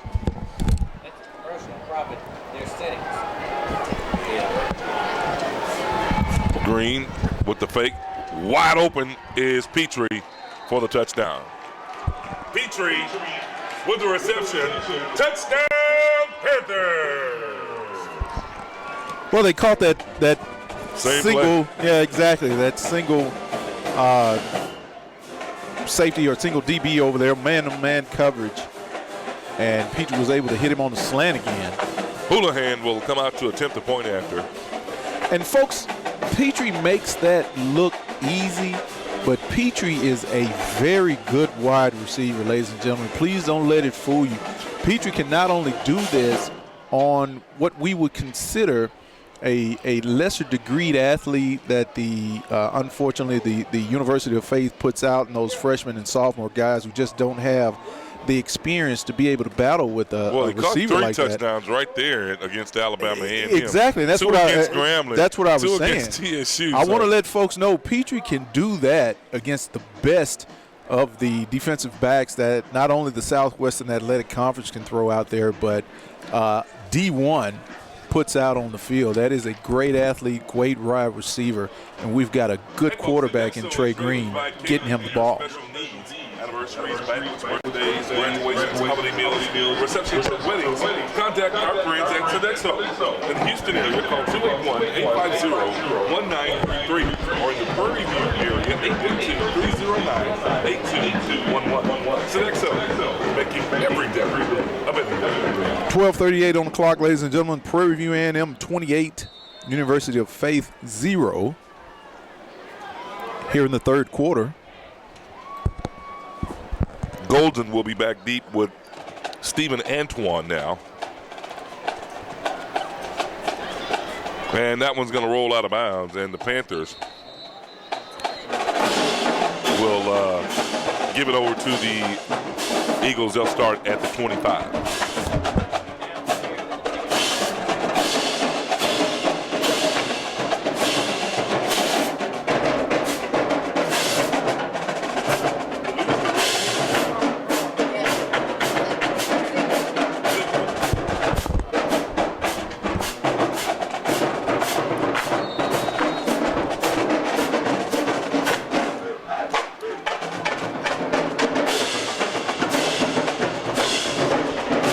Charles, want to talk about these fans that have come out today to watch this exhibition with Prairie View and the University of Faith. I called her Delicious. When people ask me, were you like Delicious? Who in the? I'm saying I was just being funny. Right side Reed goes with it on the right side. On the stop for the Panthers is Markeely Williams for Prairie View. Williams on the stop for the Panthers. Watching the defense here, Charles, they've come out with a little more fire here in the second half. A little more animated out on the field. Well, I'm sure it was animated in the locker room.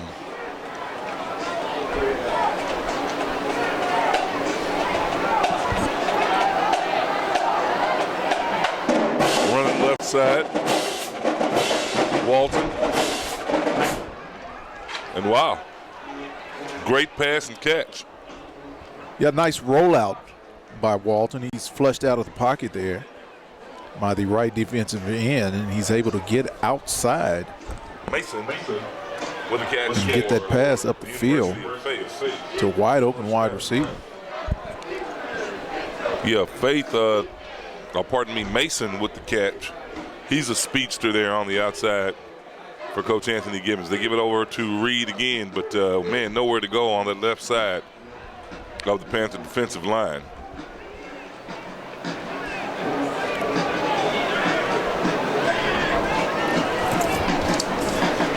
And that's going to bring up a second and call it 9.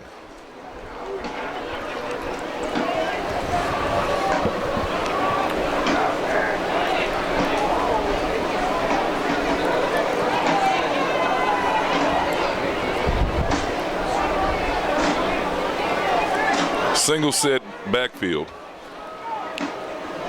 Golden rolls out wide open is the tight end on the right side. And that's going to be another first down. Alan Burns will make the catch and move the chains. And what that is, Charles, that's blown coverage. What that is those guys are being aggressive up front. They're taking into account that, hey, you know, these guys are one-sided. They're going to have to run the ball on us, but quarterback Torrey Walton is making sure that they understand that he can pass it pretty well. Walton gives it to Terrell Brown on the right side. Brown will get the carry for a gain of about 2. Wolf will be on the stop for the Panthers.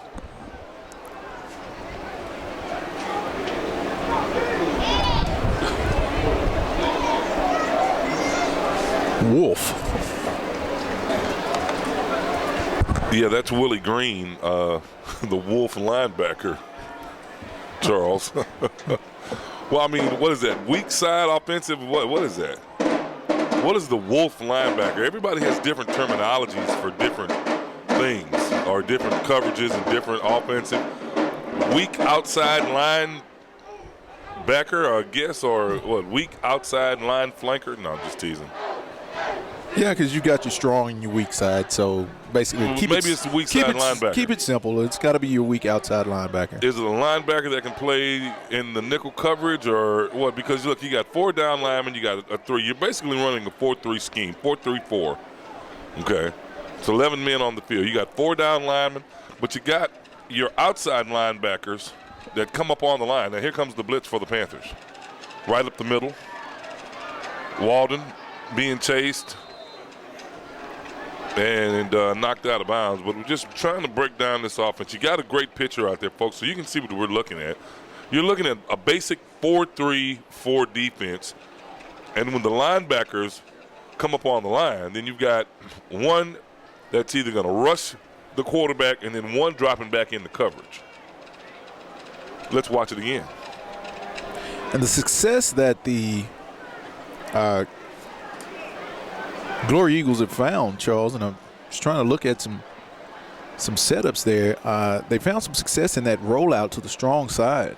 Well, your defensive secondary is broken up into 4 thirds on the field. We'll talk about it.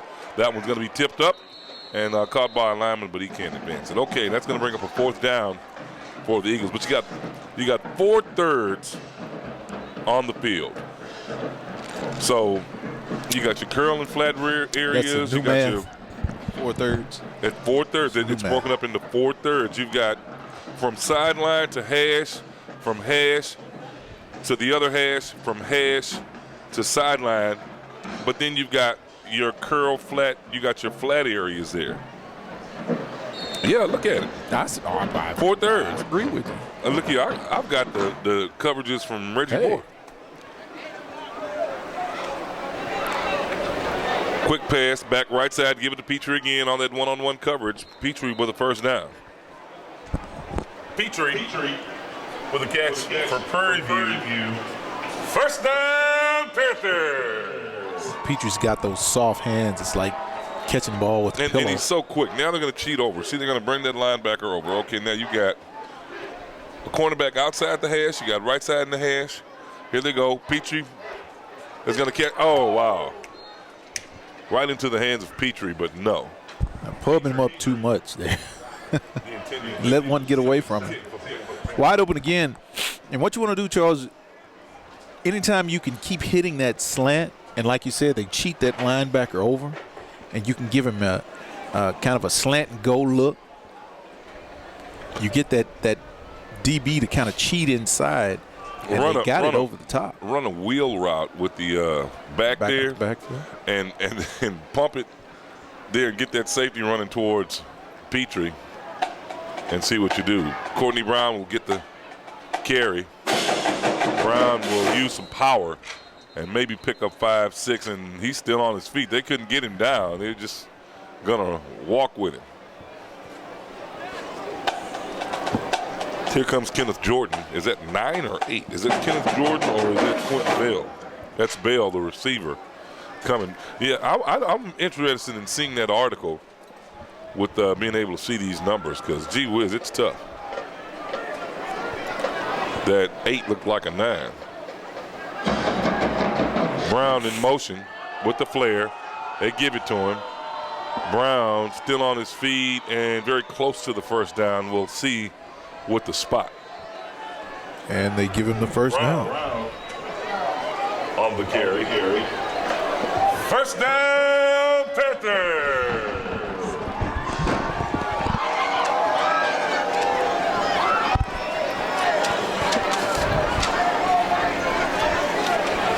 Green in the shotgun again. They give it in the middle of Brown. Brown just getting some work here.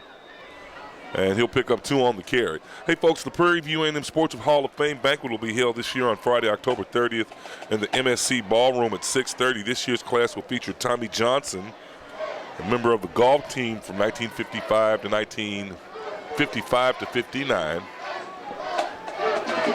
Quick pass left side, Hebert in the open field. That's always dangerous. To the 20, he has one man to beat and steps in, and he'll get all the way down to maybe the 6-yard line. Hebert with the catch. Charles, that class also includes Tacho Taylor, volleyball from 2006 to 2007. Yeah, she went in early along with Colette Thompson, Valet.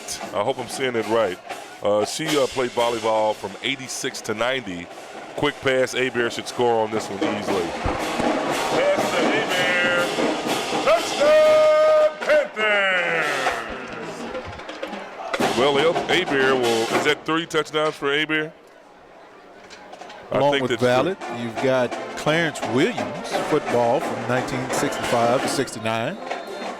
Yeah, that's the class too. That's also the national football team, the championship football team, 1958 national black college football team. That's the Prairie View A&M Sports Hall of Fame banquet Friday, October 30th in the Memorial Student Center Ballroom. You can get the tickets online at www.pbpanthers.com or by calling 936-261-9111. That's kind of strange for the banquet to be so many weeks after homecoming. We're going to have to check on that. That doesn't really seem right. I usually thought it was during the weekend. We always did it around, well, that's what they gave us, and that's what we're sticking to. That's my story, Jonathan, and I'm sticking to it. All right, let's see. Let's go back to another segment of who you're rooting for. We also want to say send a shout out to Sydney Williams, Annette Baudry, Priscilla Hood, Sloan Hood, Danita Kyles Perry, Melanie Porter Hogan, Janae Hebert, Mackenzie Caldwell, David Holloway, William Harper, Stephanie Reedon, Juan Hill, Stephanie Faye Stevens, James Chili Davis, Zarina Lawson, and of course, my child, Lindsay Leverett, all who you're rooting for. Yeah, I want to give a special shout out to a good friend, Rosalind Garrett Randall, listening to us. They're out in Houston, Texas. It's Breast Cancer Awareness Month. And she is one of those fighting survivors that won her battle. So very proud of her. Golden brings it out of the end zone and will get pummeled at about the 18-yard line. And the Glory Eagles will take over. I guess we'll have our pink Panther Vision shirts on next week. Yep, we've only worn them once. Yeah. Sound like some big shots. One and done. Well, that's when you got money. But this time, we just got shirts.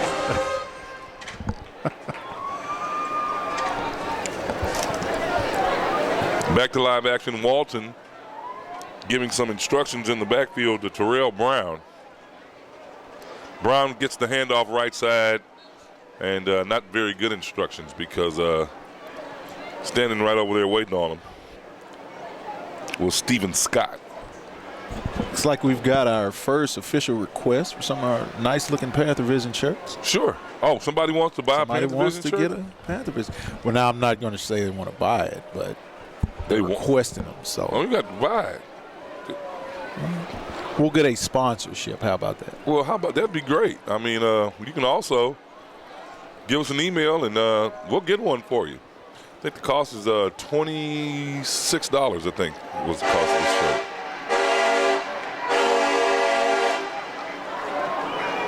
Stop made that time by the Panthers. That's going to be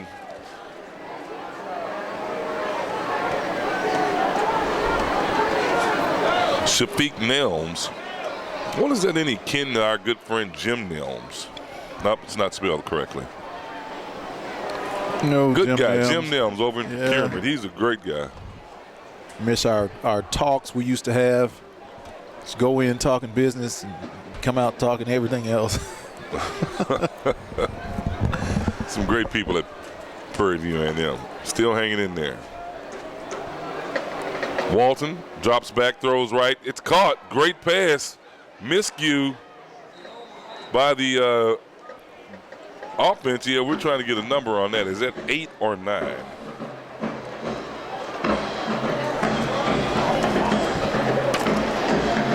We're trying to get to it. Well, it was Jalen Thibodeau, 5'10", 180-pound well, senior. He slipped. He slipped. Yeah, and I want to make sure that when they watch film, man, you saw me, I slipped. He didn't juke me out. We'll give him a little help. A little help on that one. Slot right on the first down. They give it right side, left side.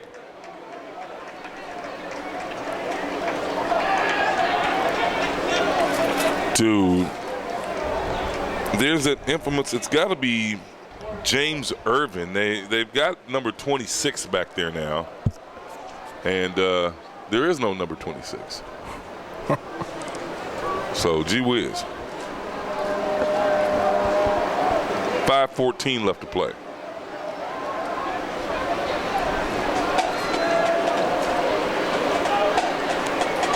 Walton, quick pass, right side.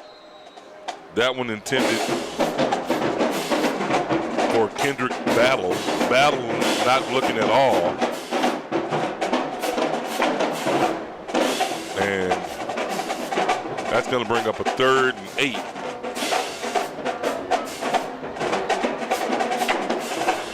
For the Glory Eagles.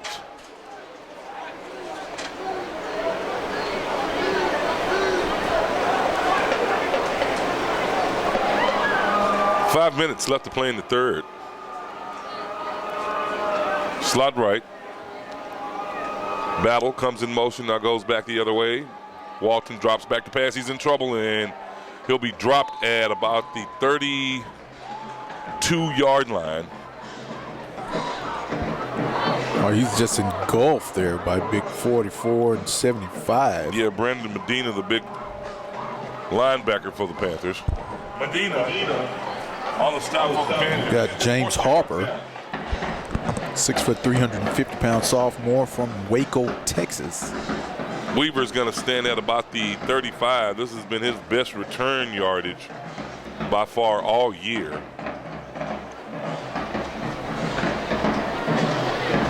And Golden's going to punt it away.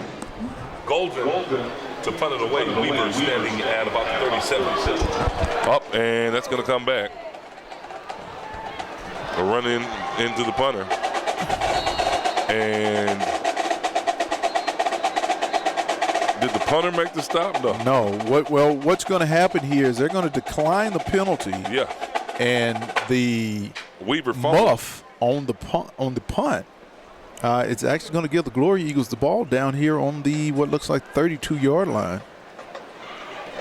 So they were going to get this one regardless. Special teams. Special teams. We talked about it last week.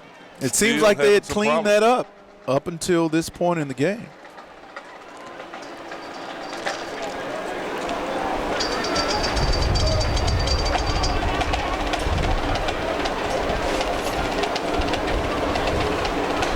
Well, yeah, they're going to get it.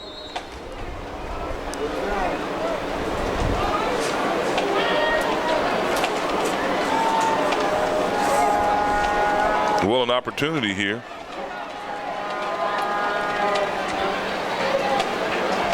Walton throws it. Golden open. Oh, my goodness, he had it.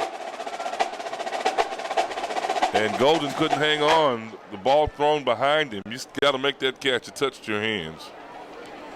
And Weaver on the coverage. Yeah, excellent pass by Torrey Walton. Was able to stick it on that outside shoulder.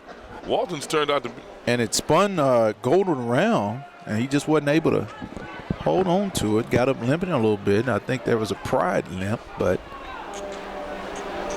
he's off the field at the moment. Golden,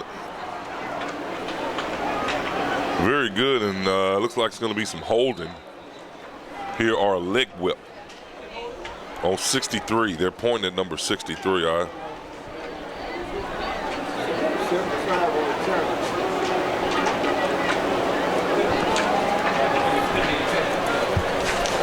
I have the slightest idea. It's chop. A chop block?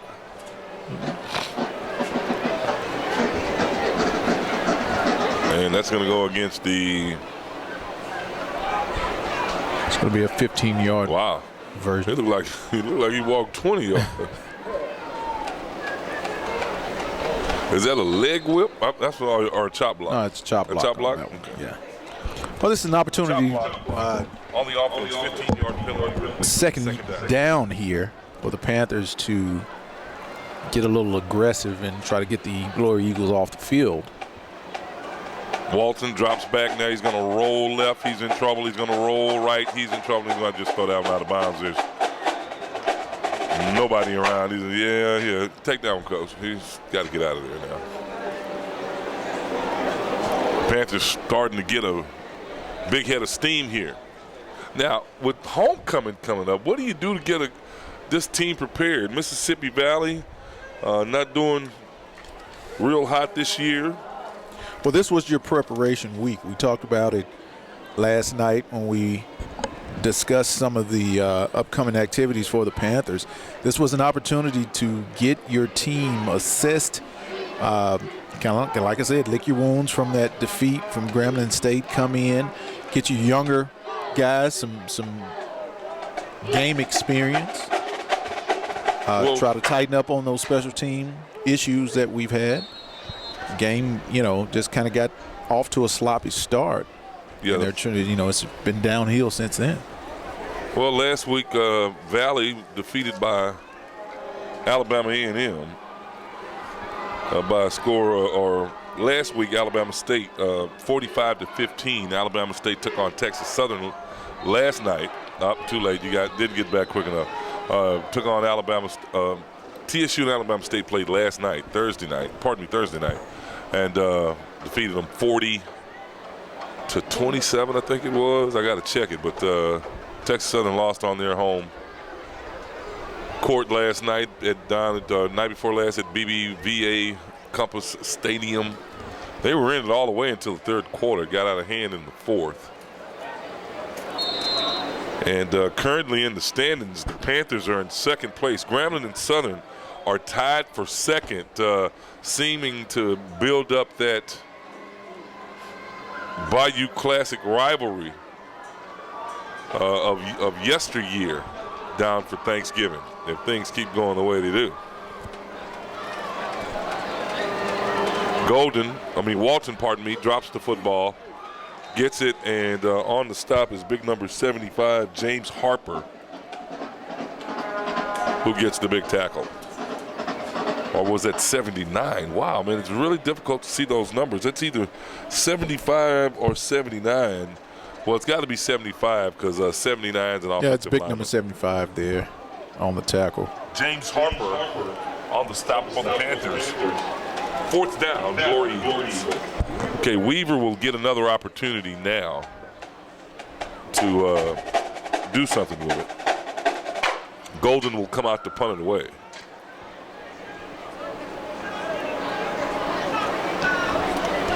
Golden with a great punt. Weaver is going to get away from it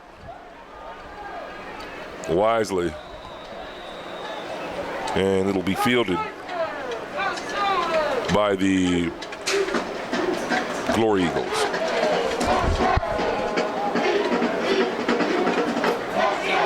First down and 10 for the Panthers.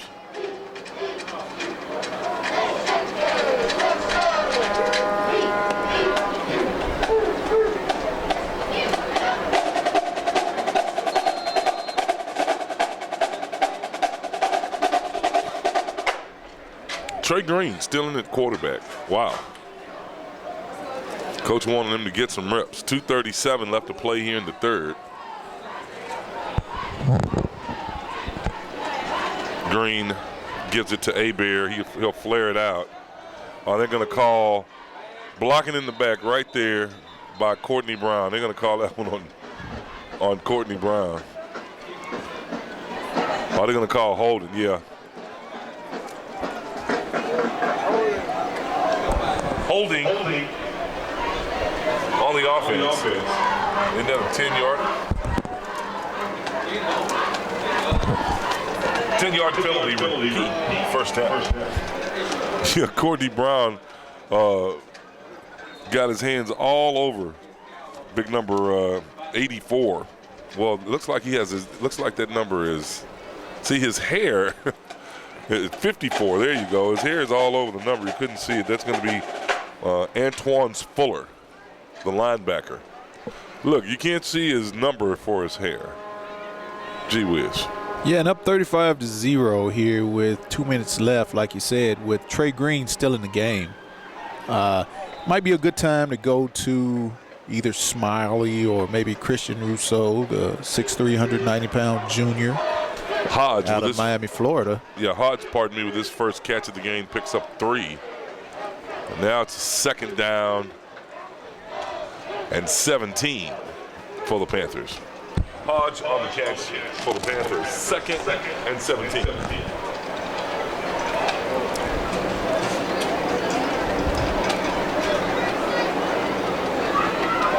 Green drops back, throws it across the middle. It's caught by Abear, and Abear's got nothing but running room. Abear to the 40, breaks another tackle to the 50, stays on his feet at the 45. Abear to the 20, to the 15, to the 10, the 5. Touchdown, Panthers! Wow. Just sheer athleticism on that run back by Abear. Oh, and it's going to be coming back for holding. Oh, my goodness. Wow. Well, they're going to call blocking in the back. Yeah, personal foul there on the defense, but it's going to be from the spot of the foul, so it'll be at the 45. Okay. Or are they going to bring it all the way back? Yeah. Personal foul on the offense.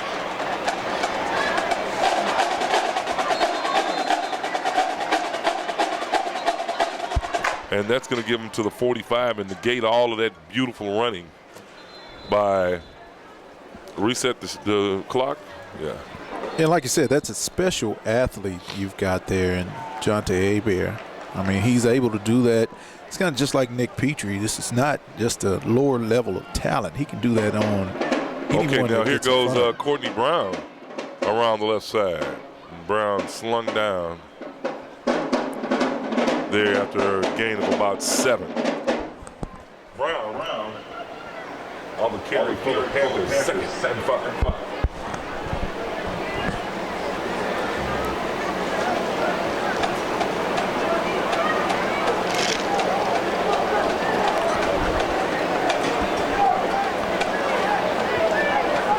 Double slot the Panthers in the pistol with Courtney Brown in motion.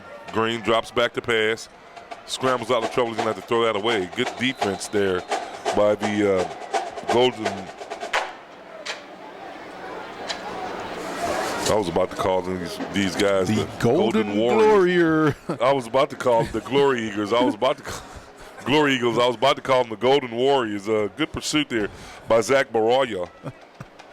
Want to change their mascot. I'm going to change their mascot. Y'all need to be some Warriors. Well, they've actually come out, Charles, and they've performed like Warriors today. They really have. The scoreboard doesn't show the effort they put out on the field.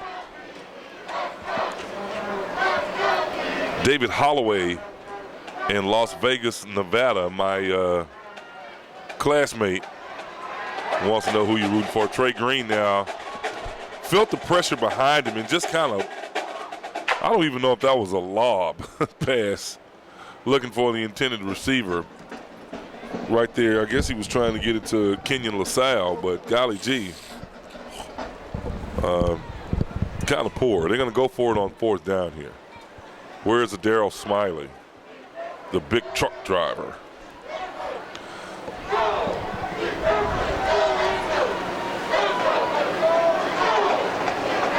Aisha Sims also is checking it out. Sierra Susbury is watching. Exciting. A pooch kick from Trey Green. Caught there I go again. The Glory Eagles off guard. Man, quite a few people chiming in now for exciting Panther Vision football. Eric Gaither, a.k.a. Mo Creole, is checking in. Shayla Mickens-Andrews, Masara, checking in. Nicole Bell, Robert Wolf Jr., our good friend and statistician Jason Thibodeau, James Chili Davis, Mackenzie Caldwell, and my main man Lamont Moore. He's always watching the stream. I want to send a shout out to Elsie Scott. She said she didn't hear her name last time. I had to go back and look and make sure. I'm like, yeah, it was at the 3:23 mark of the 3rd quarter, and oh man.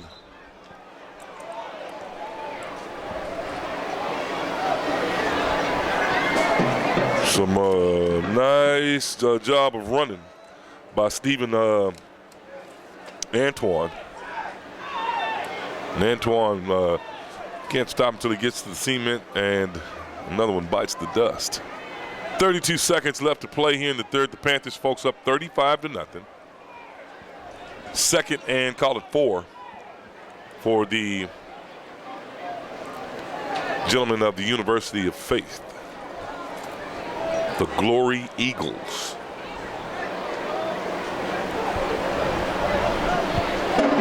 Same play, different hold.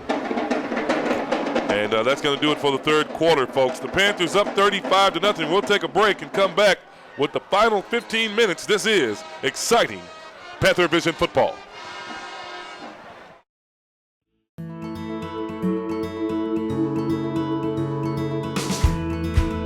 Mary Kay Edwards, and I've been here July 22nd, 23 years. I'm John Easton Jr. I'm the business manager, financial secretary of the International Brotherhood of Electric Workers, local union 716 here in Houston. We train and educate the best, most qualified electricians. IBW is all about elevating the lives of others, and that's sort of what today's all about. We help hundreds of families every year using volunteers, as you see out here today, to do the exterior of the homes to make a warm, safe, and dry home. I mean, with the IBEW, they've done so much for me that, you know, if anything I can do to give back to the IBEW and give back to our community, because we're all skilled craftsmen. And so anything that we do coming out here and doing community service and giving back, we're going to do it the best job we can. And I just love the way my house is looking. I am really, really happy. Prairie View A&M University is about the students. Students don't just come here for the education. They come for the faculty, for the creativity, the camaraderie, an excellent standard of living, and the school spirit. They come here to gain something profound and to give something back. Students come for the tradition of excellence. This is Prairie View A&M University. Our tradition, your opportunity.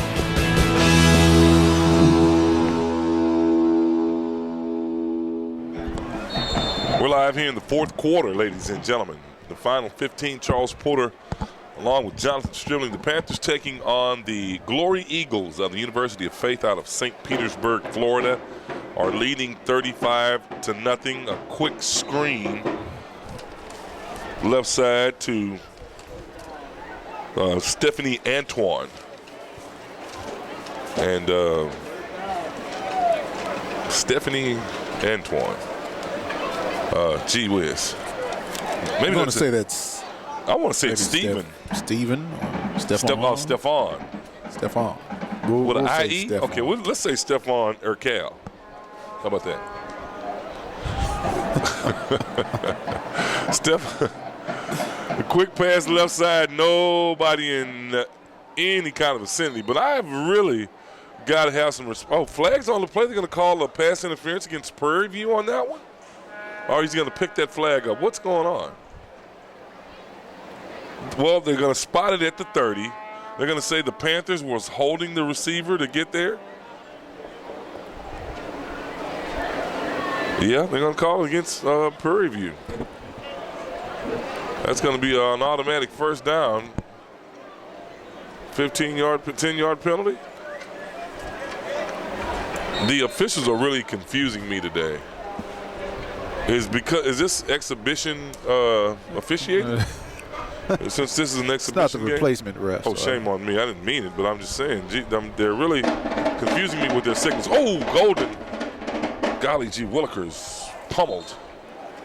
And we've got a injured player out there. I'm interested to see Bear's yards. 64, man. That would have been over 100 at this juncture. Trey Green in the air, 15 of 22 with an interception for 205 yards. The Panthers now at 341 yards of total offense. And the Glory Eagles, Devarius Reed, 11 for 25 rushing. Martez Mason, 2 for 40 receptions. Nick Petrie ought to be happy. 120 yards on 2 touchdowns. He did that last week, so that's 5 touchdowns on the year for Nick Petrie. And with that yardage, that should be a little bit over 500 yards. He's headed to the first-team all-conference category. If he can keep it up. Hopefully they'll count these stats for today's game. Yeah, I'm wondering, will these stats count today? Gee whiz. 14:28 left to play here in the fourth quarter. 35-0. The Panthers on top, and there's going to be a timeout here. While we've got a minute, I want to remind you folks, for over 5 decades, Texas Farm Bureau Insurance has been protecting our members' moments, the big, the small, and the everyday. Our 800-plus agents and over 300 claims personnel provide prompt, efficient service to more than 450,000 member families all across Texas by providing auto, home, farm, and ranch, life, health, and other products. For more information, please visit your local Texas Farm Bureau Insurance agent today. Is that a tongue twister? The number to log on number, just log on, folks, I'm sorry, to txfb-ins.com. And want to remind you, homecoming on the hill is coming, and tailgate and all that fun stuff. We're going to have to get a lock on that door or something. The annual Prairie Cross Country Invitational. Fans, we want to also let you know about the Lady Panther soccer team. They'll be battling Alcorn State tomorrow afternoon. If you can, get an opportunity. 1 o'clock tomorrow. Check them out at the Lady Panther soccer field right there on campus. They will be happy for the support. Oh, Golden is going to be illegally moving. He had to move out the way. He saw that blitz come. He's like, False start. On the offense. 5-yard penalty. Second down. Had to turn down the PA mic, folks. Well, not as many viewers this week as we would have liked, but man, the ones that did view, we are certainly grateful to you. Folks, tell a friend to tell 10 friends to tell 10 to tell 10 about exciting Panther Vision sports. Next week, the Lady Panthers will take on Texas Southern University starting at 6:30 p.m. in the Baby Dome. And then on Thursday, they'll take on Grambling State. Of course, we'll have our homecoming game on next Saturday. And then the following Tuesday, Houston Tillotson will come to town and take on the Lady Panthers. They're enjoying a 4-game homestand in their own friendly confines. Hopefully we can put it together. TSU coming to town. Should be a big crowd in the Baby Dome Tuesday night. Always a big crowd for that TSU game, Charles. I want to give a Who You Rooting For shout out. Room Dog, Lil D, Derek Johnson, Mama Johnson, and Sister Johnson came over, cooked brunch today. I hate I missed it. They always put a nice banquet of filling, I don't know. We're going back for steaks this afternoon, but yeah, they have a variety. We'll have to send you back full. I sure hate that. I thought you was going back tomorrow, but I wish. I pull the steaks. I will stop and get a few potatoes and head on to the house, and I'll throw them on the old gas grill. Still learning how to use that thing, but I think I'm going pretty good. And man, is that Weaver who intended to try to field that one and almost got caught? Wow. Hey, folks, vote for the Marching Storm to go to Atlanta for the Honda Battle of the Bands at www.hondabattleofthebands.com. Watch the Storm's post-game performance today, as well as a mass band performance immediately after the game. It's going to be great. Exciting women's soccer coming your way tomorrow, folks. If you can get out to campus of Prairie View A&M, the Lady Panthers is going to take on the Lady Braves of Alcorn State. See, if I didn't proofread my reads, I'd be in trouble. Okay, this is soccer, and that says volleyball. Okay. Charles, way to read and look at the same time. I've had to learn to do that. Bouncing around the left side is Courtney Brown. Brown breaks another tackle. Brown across midfield for the first down. Brown, an excellent strength runner there, ladies and gentlemen. You get a chance to see the difference between a senior or junior level player with a lot of experience and getting an opportunity to get in the weight room, and these freshmen and sophomores that the Glory Eagles are putting out on the field. They provide great effort, but just not able to handle Brown on that run there. Yeah, there are flags on the Shafiq Nelms, let's see, personal foul on the offense, 15-yard penalty, first down. Personal foul on the offense. That's the return team.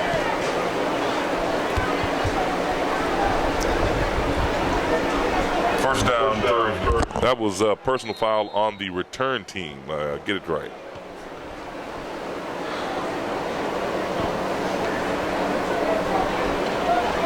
Green drops back. Oh my goodness. Pass caught by Kadarrell Hodge. Hodge slipped. That looked like it hurt. Must be some slippery spots in that field there.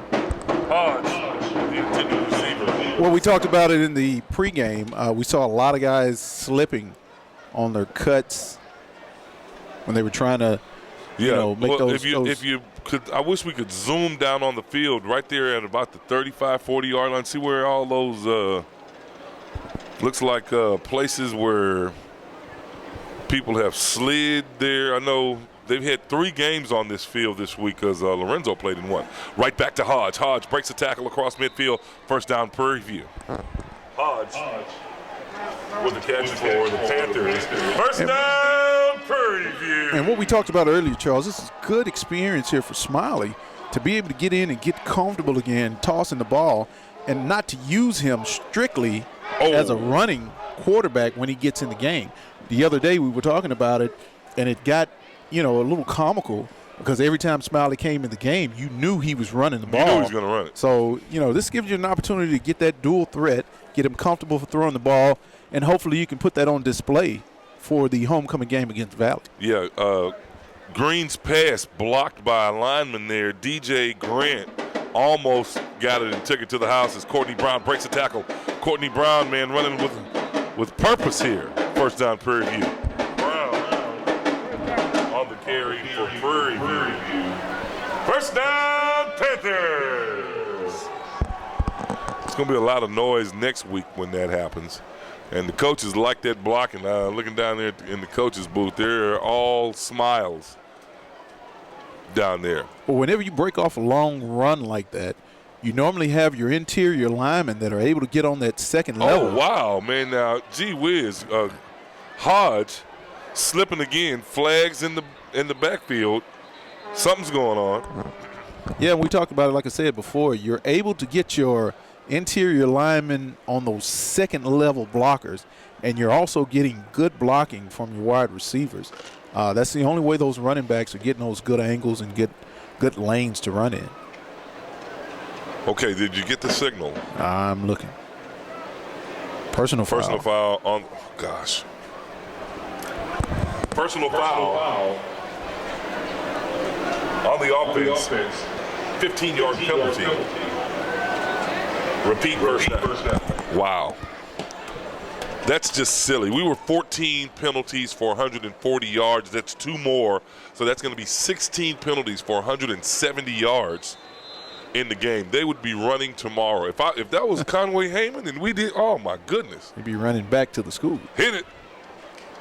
Look, we're going to run back to the school. You know what? He probably would. Look, Ron Leverage agrees and say, oh yeah, you ever had to run to Magnolia? They call some of that stuff illegal now. Now, Brown finding the hole, breaking around, twisting. Still on his feet. Brown to the 35-yard line. And that's going to be a huge pickup. Once again, you get to see that strength of the 6 foot, 215-pound senior Courtney Brown. I mean, he's hitting his guys, and it's like he's running through a high school team there, Charles. I mean, they cannot – the first or second defender cannot get him to the ground. I'm just waiting on him to break one to the outside, and that's going to be a timeout on the field. It's going to be a timeout for the University of Faith, ladies and gentlemen. We're going to take a timeout with him here, a quick one. Stick around. The Panthers up 35-0. Here at Prairie View A&M University, we have a state-of-the-art sports medicine program. Our goal is to take care of the whole athlete. We have orthopedic sports medicine specialists. We have full subspecialty orthopedic coverage for these athletes from hand to spine to foot and ankle. We have sports psychologists, nutritionists, concussion specialists. We really cover the whole gamut in terms of taking care of these athletes and providing them with elite care from Houston Methodist. Without it, I wouldn't have my high GPA, 3.8. My freshman year in one sweat. I chose Prairie because of its great academic. Being a leader for my teammates and You get to make new friends from all it's over. a well-rounded institution that's strong in academics and athletics.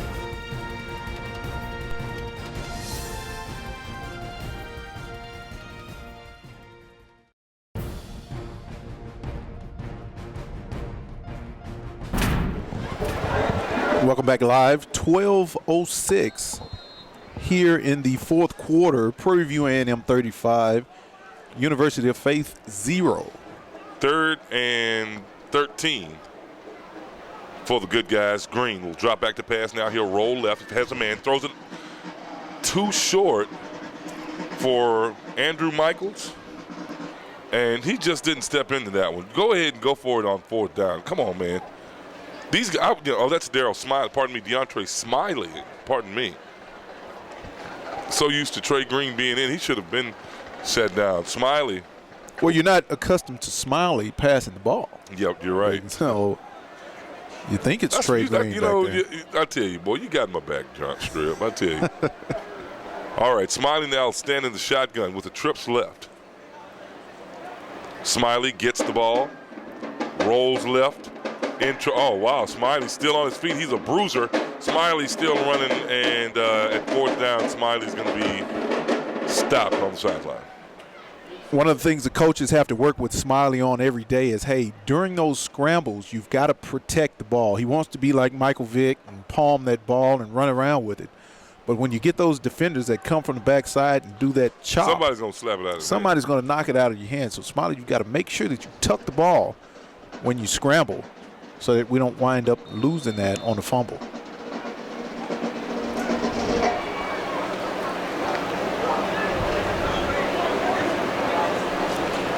$11:52 left to play, and the Glory Eagles will take over. Walton drops back. He's got an arm, throws it, has a man deep, and he dives for it. No. But I'm impressed by our quarterback, Walton. He's doing a great job. He's a freshman. So I tell you, somebody's going to watch these 2 years and say, hey, man, you want to come here next year? Great field presence, good arm, very mobile in the pocket. I like it. Yeah, doing an excellent job. And like you said, he's one of those dual threat quarterbacks that can not only do it with his arm, but do it with his legs. Walton throws it to the big tight end, and Kendrick Battle stumbling and bumbling, rumbling and rolling on over for the first down. Well, close to the first down for the Glory Eagles. Battle.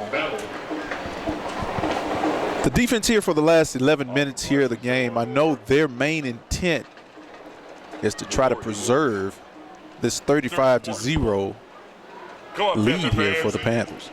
Let's go, PV, let's go. That's a let's go a little bit too late.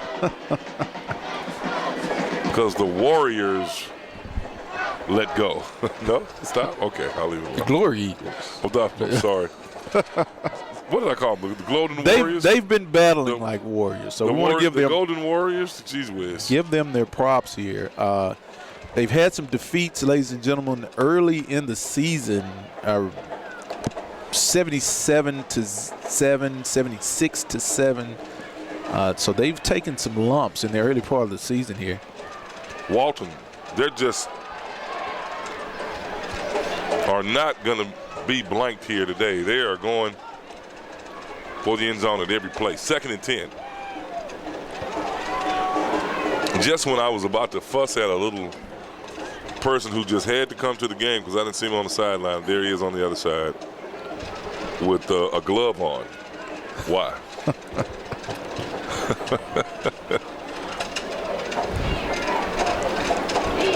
Scored the only points in Waller's game on Thursday. Oh, Walton just going to have to fall on that one.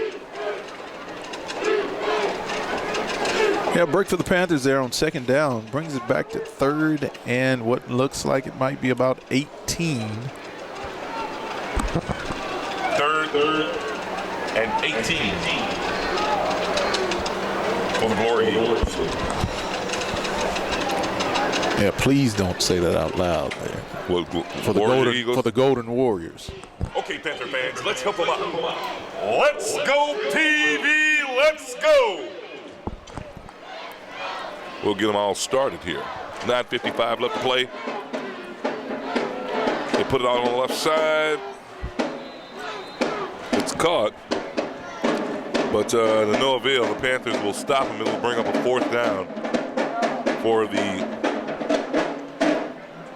Glory Eagles. Looks like they're going to go for it here. 4th and 8 for the Glory Eagles. They've got to make this stop because they're one more time. putting forth a good effort here on this drive.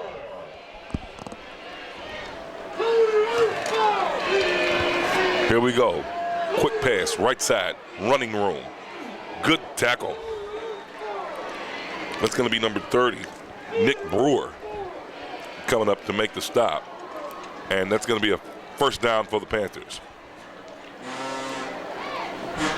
Excellent job by the defense there, able to get off the field and not allow the Glory Eagles to continue that drive and try to preserve this 35-0 lead. Yeah, 2 more possessions for the Panthers left in this one. This could do it for the Glory Eagles if the Panthers don't score quickly here.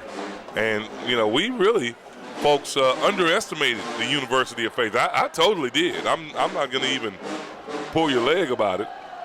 They have come out and played a great game. And they haven't won a game this year. Yeah, they haven't won a game in 2 years. In 2 years? 2 wow. years.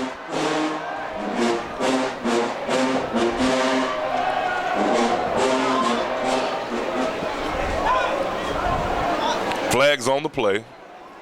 Looks like encroachment, offsides. But we'll see. Let's check it out.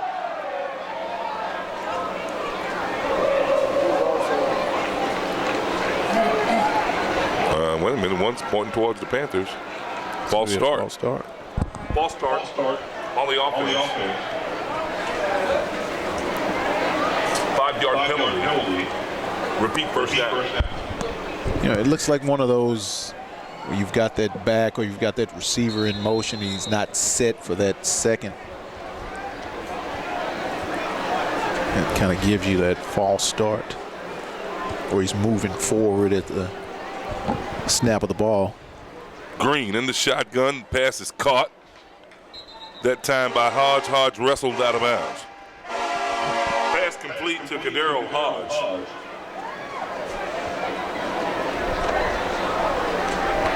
Second and 5 for the Panthers. No more who you rooting for-ers, huh? Right up the middle goes Javonte Ham. He'll pick up 3 yards. Ham, another very able running back in our corral. Ham is a sophomore from West Park, Florida. Got a couple of more years of Ham. Of course, the Panthers will be going back to the drawing board. Brown and Hebert both will leave this year. They're seniors. We've got Hodge, Gibbons, and Petrie coming back. Trey Green's coming back. And Arthur Smiley's going to keep it. Smiley's still on his feet. Smiley's stumbling. Smiley's still on his feet. All the way down to the 25 line. Smiley, And the ball was fumbled. that I just spoke on that aspect of Smiley's game. He has got to protect the ball. He allowed the defender to just, like Ron said, take it right out of his hands as they were going to the ground there. Great run. You see that 250-pound frame just bulldoze guys out of the way. But he's got to do a better job of protecting the ball. He is a great runner. And I see Coach Willie Simmons down there saying, hey, man, that's just as good as a punt. But still, God, you could have scored on that when he gave him a pat on the helmet. So you got to hold that ball. Walton just throws it out there. Nowhere to go. And I can see Walton during the season here progressing as a passer, working on his accuracy. I can see throughout this game, early in the first half when he was taking those shots with the deep ball, those balls were sailing over the guys' heads out of bounds. Now they're getting closer and closer and closer. And if the Panthers don't watch out, they get one of these speedy Floridian receivers, like you say, with all that speed behind him. He may be able to drop one over the top. Walton drops back. Oh, man, that almost was take it to the house. Going up doing a great job is Nick Brewer. He just couldn't get up high enough. Brewer, 5'11". And had to jump quite high. 7:59 left to play. 3rd and 10 for the Glory Eagles. Okay, Panther fans, let's help them out. Let's go, PD, let's go. Walton dumps it off on the left side, running room. And he's going to step out of bounds right before he gets to the first down. Ronnie Cohen, another freshman running back. And that's going to bring up a 4th down. What are you pointing at? I was trying to see where they were going to spot that ball. Okay. And they're going to punt it away. Hey, folks, how about a nice round of applause for the Gold Members Club? GMC! GMC! They're laughing at me. And that's Anthony Wilkes, wide receiver, new returner here. And the timeout on the field by the Prairie View A&M University offense, or what's going to be a delay of game? Nope, delay of game on the offense. Delay of game on the offense. 5-yard penalty. 4th down.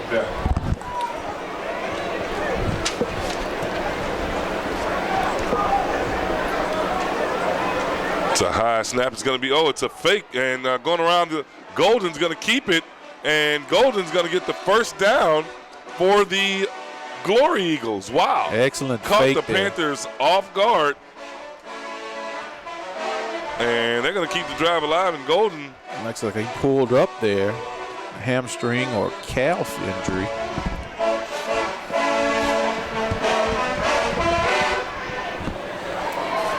Or it might be. Looks like he might be cramping there a little bit.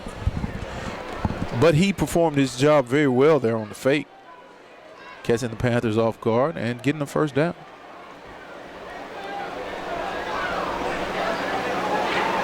Walton finds a man wide open.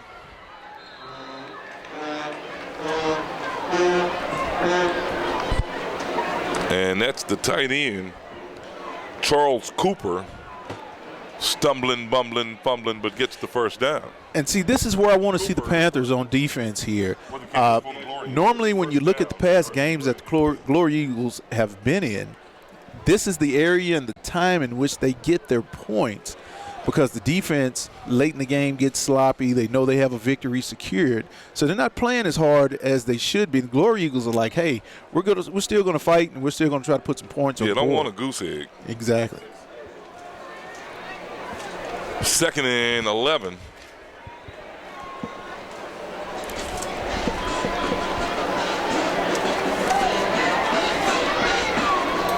With 6 minutes left to play. Folks, don't forget exciting Panther football coming your way next Saturday right here in Waller Bulldog Stadium. The pregame show at 1:30. We're going to have a full pregame show at 1:30 because we got somebody else working the computer. No, I'm just teasing. Walton drops back to pass, and a big catch by Devarius Reed, who snuck back in the game, and a huge pickup. That's going to bring it up to a 3rd down and 6 for the Glory Eagles.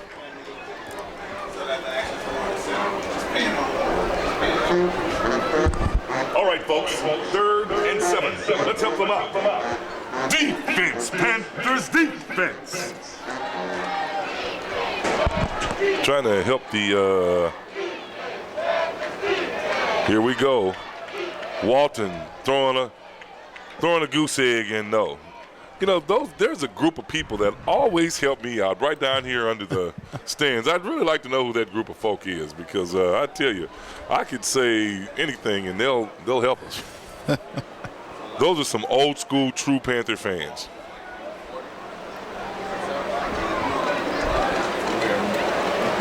Fourth and 7 for the Glory Eagles. 4th and 6. Come on, let's help them out, Panthers. Defense. Defense. Here comes Walton. He has a man wide open and the defense doesn't work because right in the curl flat area was Ricardo Brown, and that's going to keep the drive alive. And the Glory Eagles, they're gonna score. They're determined to score. And like you said, I like this kid Walton a lot. If you watch that pass there, Charles, on the replay, he stood in the pocket. He knew he was going to take a hit by 2 defenders, yet still he delivered the ball with accuracy. Another completed pass out to James Everett. And hey, man, this kid can play. And he's taking some wallops. Folks, some big hits, and he's just hung in there, I tell you. And kind of like you said, this is if these kids don't stay at the Glory Eagles beyond their sophomore years, he can take this tape and he can move on, and somebody's going to say, hey, yeah, I'll pay for you. I'll pay for you, kid. You have some promise. Walton drops back, 3 steps drop, has a man, and is it going to be caught, or is it, nope, it hit the ground, and the ball is trapped, and Coach Anthony Spivey is not happy with it. He says, that's not your call. Well, I got to agree. I'm sure he could see, but that's not his call. He's behind him.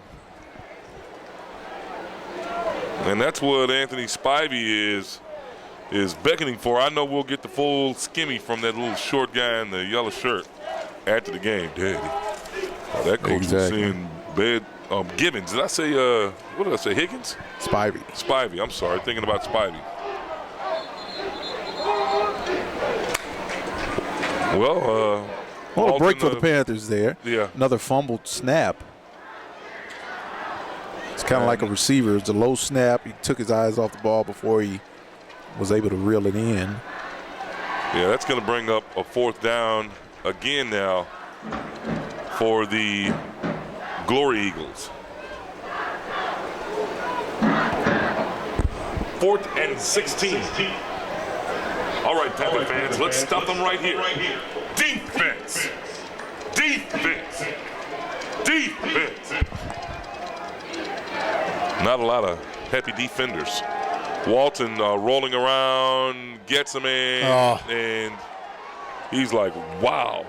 Well, he's got to have some help there, Charles. Well, I mean, he did an excellent job in baiting those defenders to come in, and he had James Everett, the wide receiver, out in the flats there. Yeah, and then Everett had maybe 4 or 5 yards to get after the pass, but he saw Isaac Claiborne. Oh, is that what it was? With smoke coming out of his nose, coming at full speed, right at him. He was like, he had to make a business decision. I'm going to have to make a business decision this time. I don't think I'm going to grab this one. I think I'm going to. It's 3 minutes and 18 seconds left. I want to ride comfortably all the way back to St. Petersburg, Florida. That's a long way to be hurting. Checking in at quarterback for the Panthers is Joshua Johnson. Johnson's pass is complete. And that's a big catch and run for the Panthers. That's going to be number 85, Kenyon LaSalle, and that's going to be a 1st down. Joshua Johnson now in at quarterback for the Panthers with the completion to Kenyon LaSalle, Kalen LaSalle for the 1st down. Ham with it, breaking tackles. Ham spinning, trying to get in the end zone for the 1st down. Prairie View. Ham on the carry for Prairie View. 1st down, Panthers. It seems like they've got the Panthers offense in their 2-minute drill here, moving quickly, no huddle. Johnson gives it back to Ham. Ham wants to get in the end zone. Ham breaks a tackle, gets to the 30-yard line. and runs and. I mean, Ham looking like Earl Campbell on his job. Well, we get Ham back next year, so we've got Ham and the standout from Yates. Arthur, is it Arthur McDonald or? Well, he hadn't played all year. Arthur Lockett, and Arthur Lockett had to take a timeout for 3 games for some sort of reason, but hopefully we'll get him back for homecoming. Johnson with a quick pass, looking outside to Michaels. Michaels in the vicinity.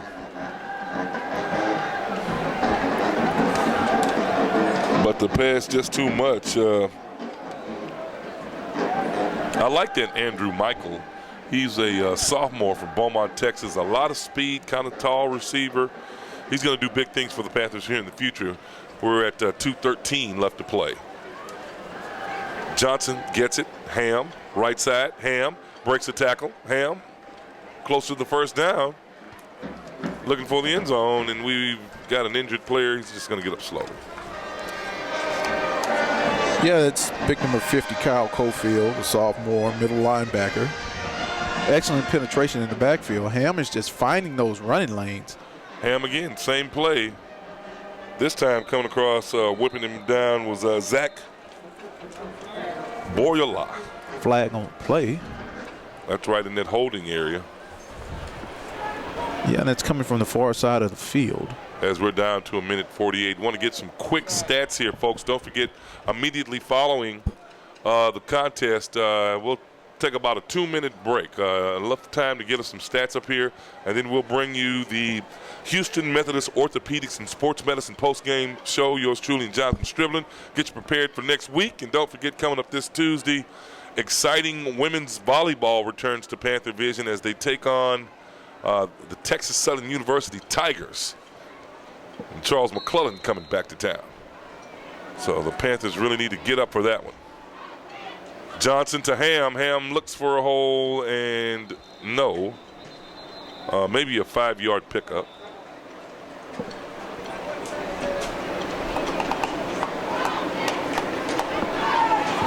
Down to 1:40. I've got to get the name of the Waller Bulldog Audio Visual Club members, the young lady and young ladies that provide all of our replay. They do a fantastic job.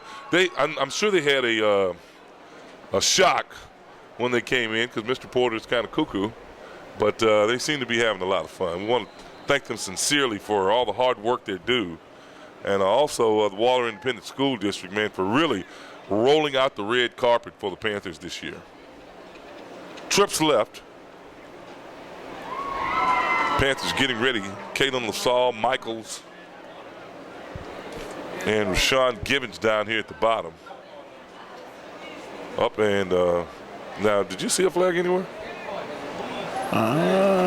Where's the? I didn't see a flag anywhere. I'm sure there's going to be a lot of chatter down at the old Southwestern Athletic Conference. Fake to Ham, pass. Oh, it's just too deep, too short. That pass intended for Kalen LaSalle, and it hit the ground. Johnson's got to get it up. Johnson, a freshman from New Orleans, Louisiana, checking in for the Panthers is going to be halfback John Allen, a freshman from right down the street in Cypress, Texas. No? Quick pass to the official, the linesman, and Johnson throws that one out of bounds. It's going to bring up a 3rd down here. Well, that one, it looked like he just cut loose to a spot instead of his receiver. As soon as that one left his hands, he kind of clapped that one down like, yeah, guys, that one was on me.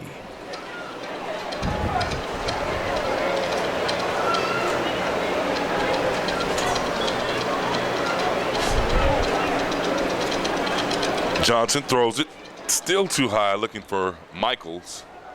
And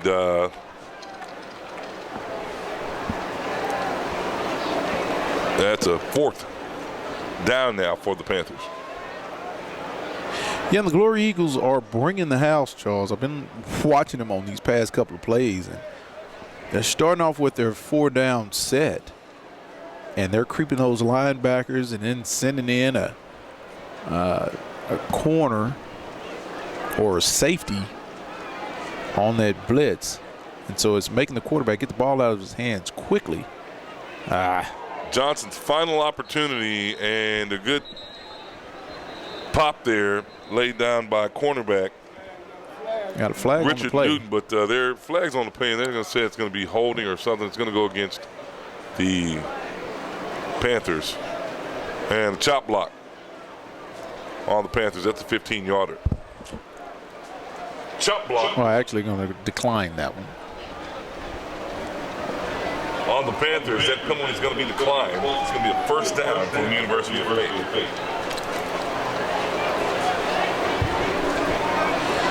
So the Panthers with 1 minute and 21 seconds on the clock. The defense is making an attempt to preserve this 35-0 lead.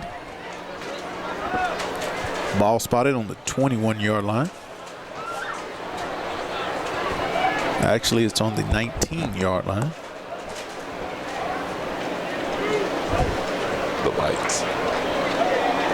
Quick pass, left side, almost picked off by the Panthers.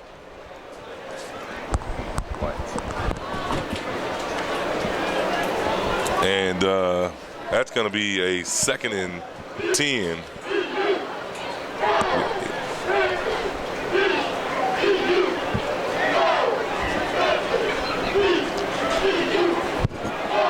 .116 left to play.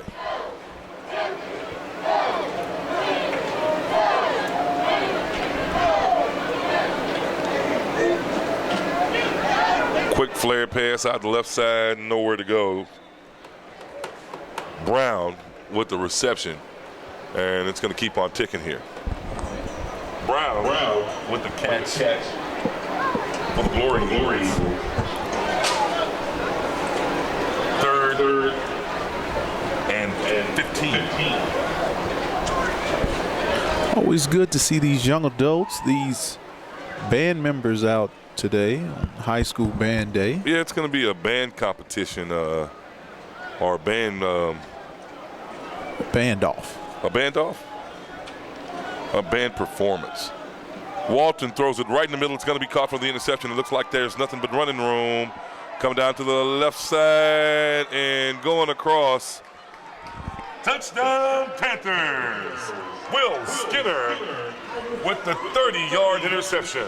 Well, Will Skinner will run it in, and Houlihan will come out to attempt a point after. That's going to make it 45-0. Yeah, Will Skinner with the great hands and the anticipation of that pass. Kind of looked like a wide receiver on that play. You know, you have those body catchers, what we call them, where the guys like to trap the ball with their bodies. But Will able to throw his hands out there and grab that one, pluck it out of the air, and take it to the house for 6. Snap is back and pick up. And it's good. Well, the Panthers now on the board. Did I say 45 just a moment ago? Yeah, I did. It's 42 to nothing with 26.1 seconds left to play. Folks, once again, we want to thank all of our sponsors. Our friends over at the Houston Methodist Orthopedic and Sports Medicine at Willowbrook. Of course, our friends at the IBE. Also, our friends over at Apple Hyundai and the International Brotherhood of Electrical Workers. I want to thank them also for all they do for Prairie View and University athletics. There's some other stuff coming up also. Yeah, I want to ask all the fans for their support for your Lady Panthers soccer team. They're going to be battling Alcorn State tomorrow afternoon. It's going to be a 1 o'clock start there on the Lady Panther field. Fans, it's always a good time if you can get out and support those Lady Panthers. They put on an amazing show out on the soccer field, win, lose, or draw. They're always excited, always giving the fans something to cheer about. Charles is always out there cracking jokes. We like to have It's just fun. a great environment for an athletic event. 26 seconds left to play. The University of Faith Glory Eagles will maybe have one play. Golden will get it, go right up the middle. Golden breaking a tackle and smash banged that time by Amory Martinez, a freshman from Houston, Texas, a product of Fur High School, will get the tackle, and that's going to take us down in 19 seconds, maybe, possibly 2 plays with a quick out pattern, and we've got an injured Panther on the field, the medical staff attending to them. I'm just curious as to how the big fella got on the Glory Eagles side of the field. Looking a little bronzed over there.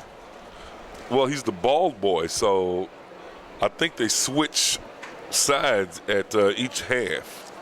So he's on the other head. No, he doesn't like it over there.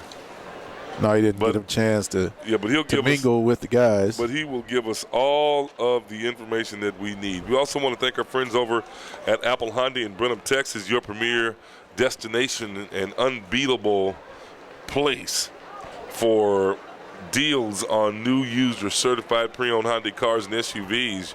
Your Brenham Hyundai dealer is very proud to be a full-service auto dealer with certified consultants that are going to provide you some expert knowledge and down-home charm. For more information, contact Apple Hyundai, located at 1710 Highway 290 West in Brenham, Texas. The number 800-491-7408 for more information. Brenham Hyundai, another proud sponsor of Prairie View A&M Athletics. Double slot here for the final couple of plays. Walton in the shotgun. Back deep with him is going to be number 40, who is not listed on our roster. And number 40 gets it and was the intended receiver, but nothing. Only 3 seconds tick off. And we're going to give the Glory Eagles one more play. Looks like it might be 2 more plays here. Panthers will be able to preserve this shutout victory. Not as pretty as we would have liked it, but well, 42 points is the defense shut them out. I wonder, does this win count in our win-loss column? Walton gets it to the big tight end. And Charles Cooper rather, has been doing a good job. He'll stumble and bumble. And that will be it. And that's going to do it here for today's game. The Glory Eagles of the University of Faith fall to our Panthers by a score of 42-0. Stay tuned, folks. We'll take a break and come back with the post-game show. Stick around. This is exciting Panther football. So much from the camp. I've learned so much about conserving the wildlife and the habitat of animals and how important it is, to maintain this stuff around us. The camp moves to different locations every year, allowing diversity in the students and the environment. The camp started in 1993. It's been a 22-year experiment, guiding youth and young adults toward a deeper passion for wildlife, maybe inspiring a vocation. The experiment has been a success. Well, my mom told me about the camp, and I didn't really want to come at first, but now that I'm here, I really like it. It's my favorite camp that I've ever been to. I'm really glad I came. The thing that keeps me coming back is just the look on their faces at the end of the week, just the sheer joy and the experience they've had. Experiences that will benefit the environment as much as the student. For Voices of Agriculture, Gary Joyner, Junction. Prairie View A&M University is about the students. Students don't just come here for the education. They come for the faculty, for the creativity, the camaraderie, an excellent standard of living, and the school spirit. They come here to gain something profound and to give something back. Students come for the tradition of excellence. This is Prairie View A&M University. Our tradition, your opportunity.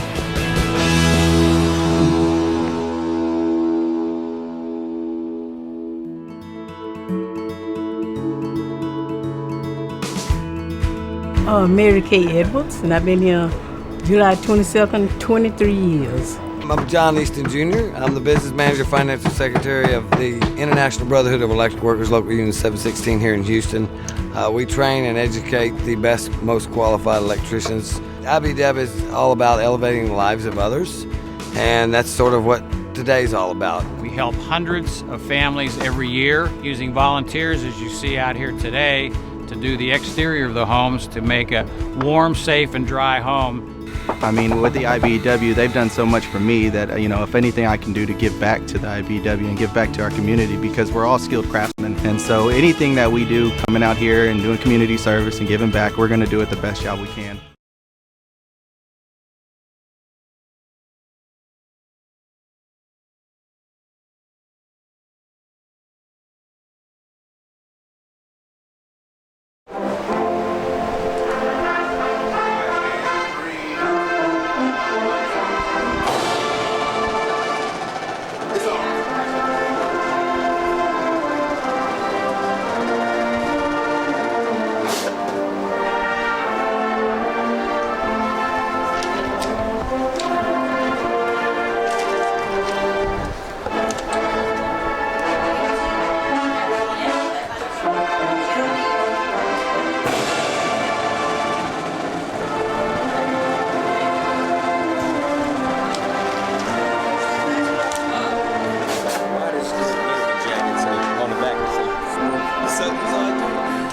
That kind of freaked me out a little bit.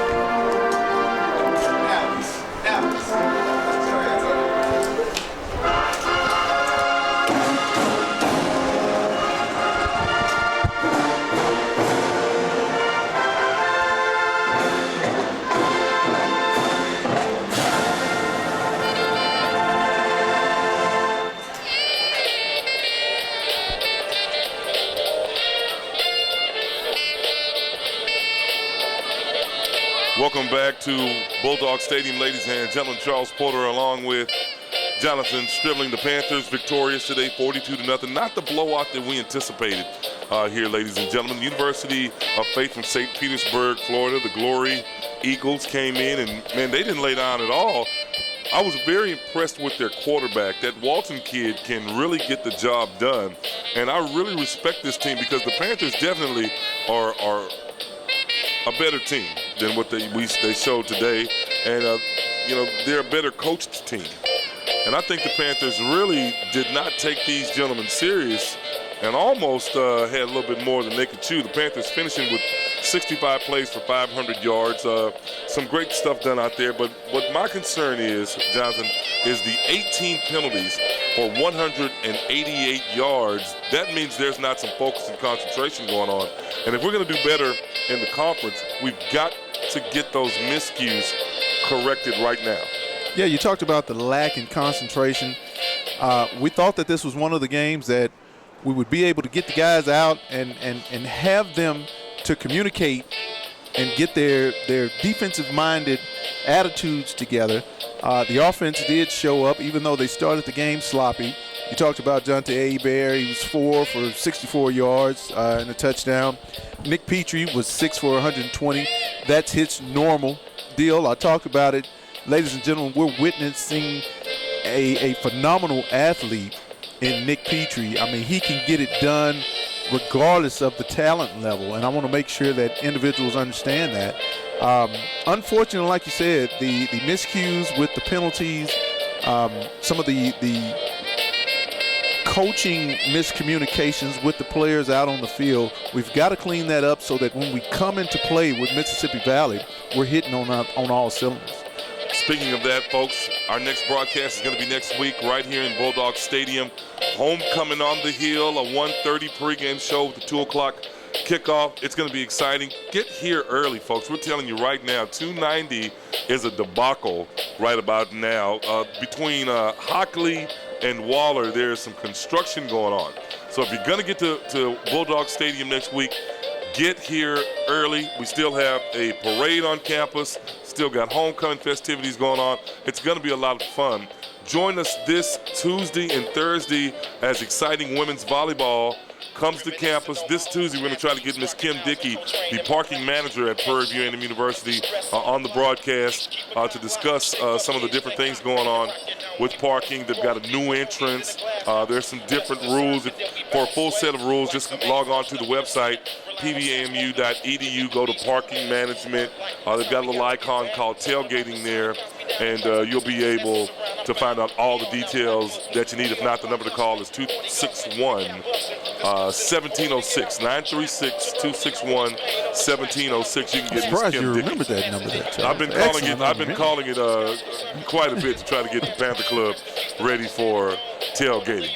Well, ladies and gentlemen, that's going to wrap it up for us. Again, the Panthers victorious 42-0 here in Bulldog Stadium. We've had a great time. Thanks for shouting out on our Facebook page who you're rooting for. All you got to do is log into our Facebook pages. Let us know where you're rooting from and who you're rooting for and the class that you graduated. And even if you're not a Panther, we want to know who you are too. For Athletic Director Ashley Robinson, Assistant Athletic Director Alicia Peete, our Technical Director Mr. Michael West, our corral of students Ron Leverett and Jordan Carroll. This is Charles Porter saying so long. We'll see you Tuesday with more exciting Panther Vision. Here at Prairie View A&M University, we have a state-of-the-art sports medicine program. Our goal is to take care of the whole athlete. We have orthopedic sports medicine specialists. We have full subspecialty orthopedic coverage for these athletes from hand to spine to foot and ankle. We have sports psychologists, nutritionists, concussion specialists. We really cover the whole gamut in terms of taking care of these athletes and providing them with elite care from Houston Methodist. Here at Prairie View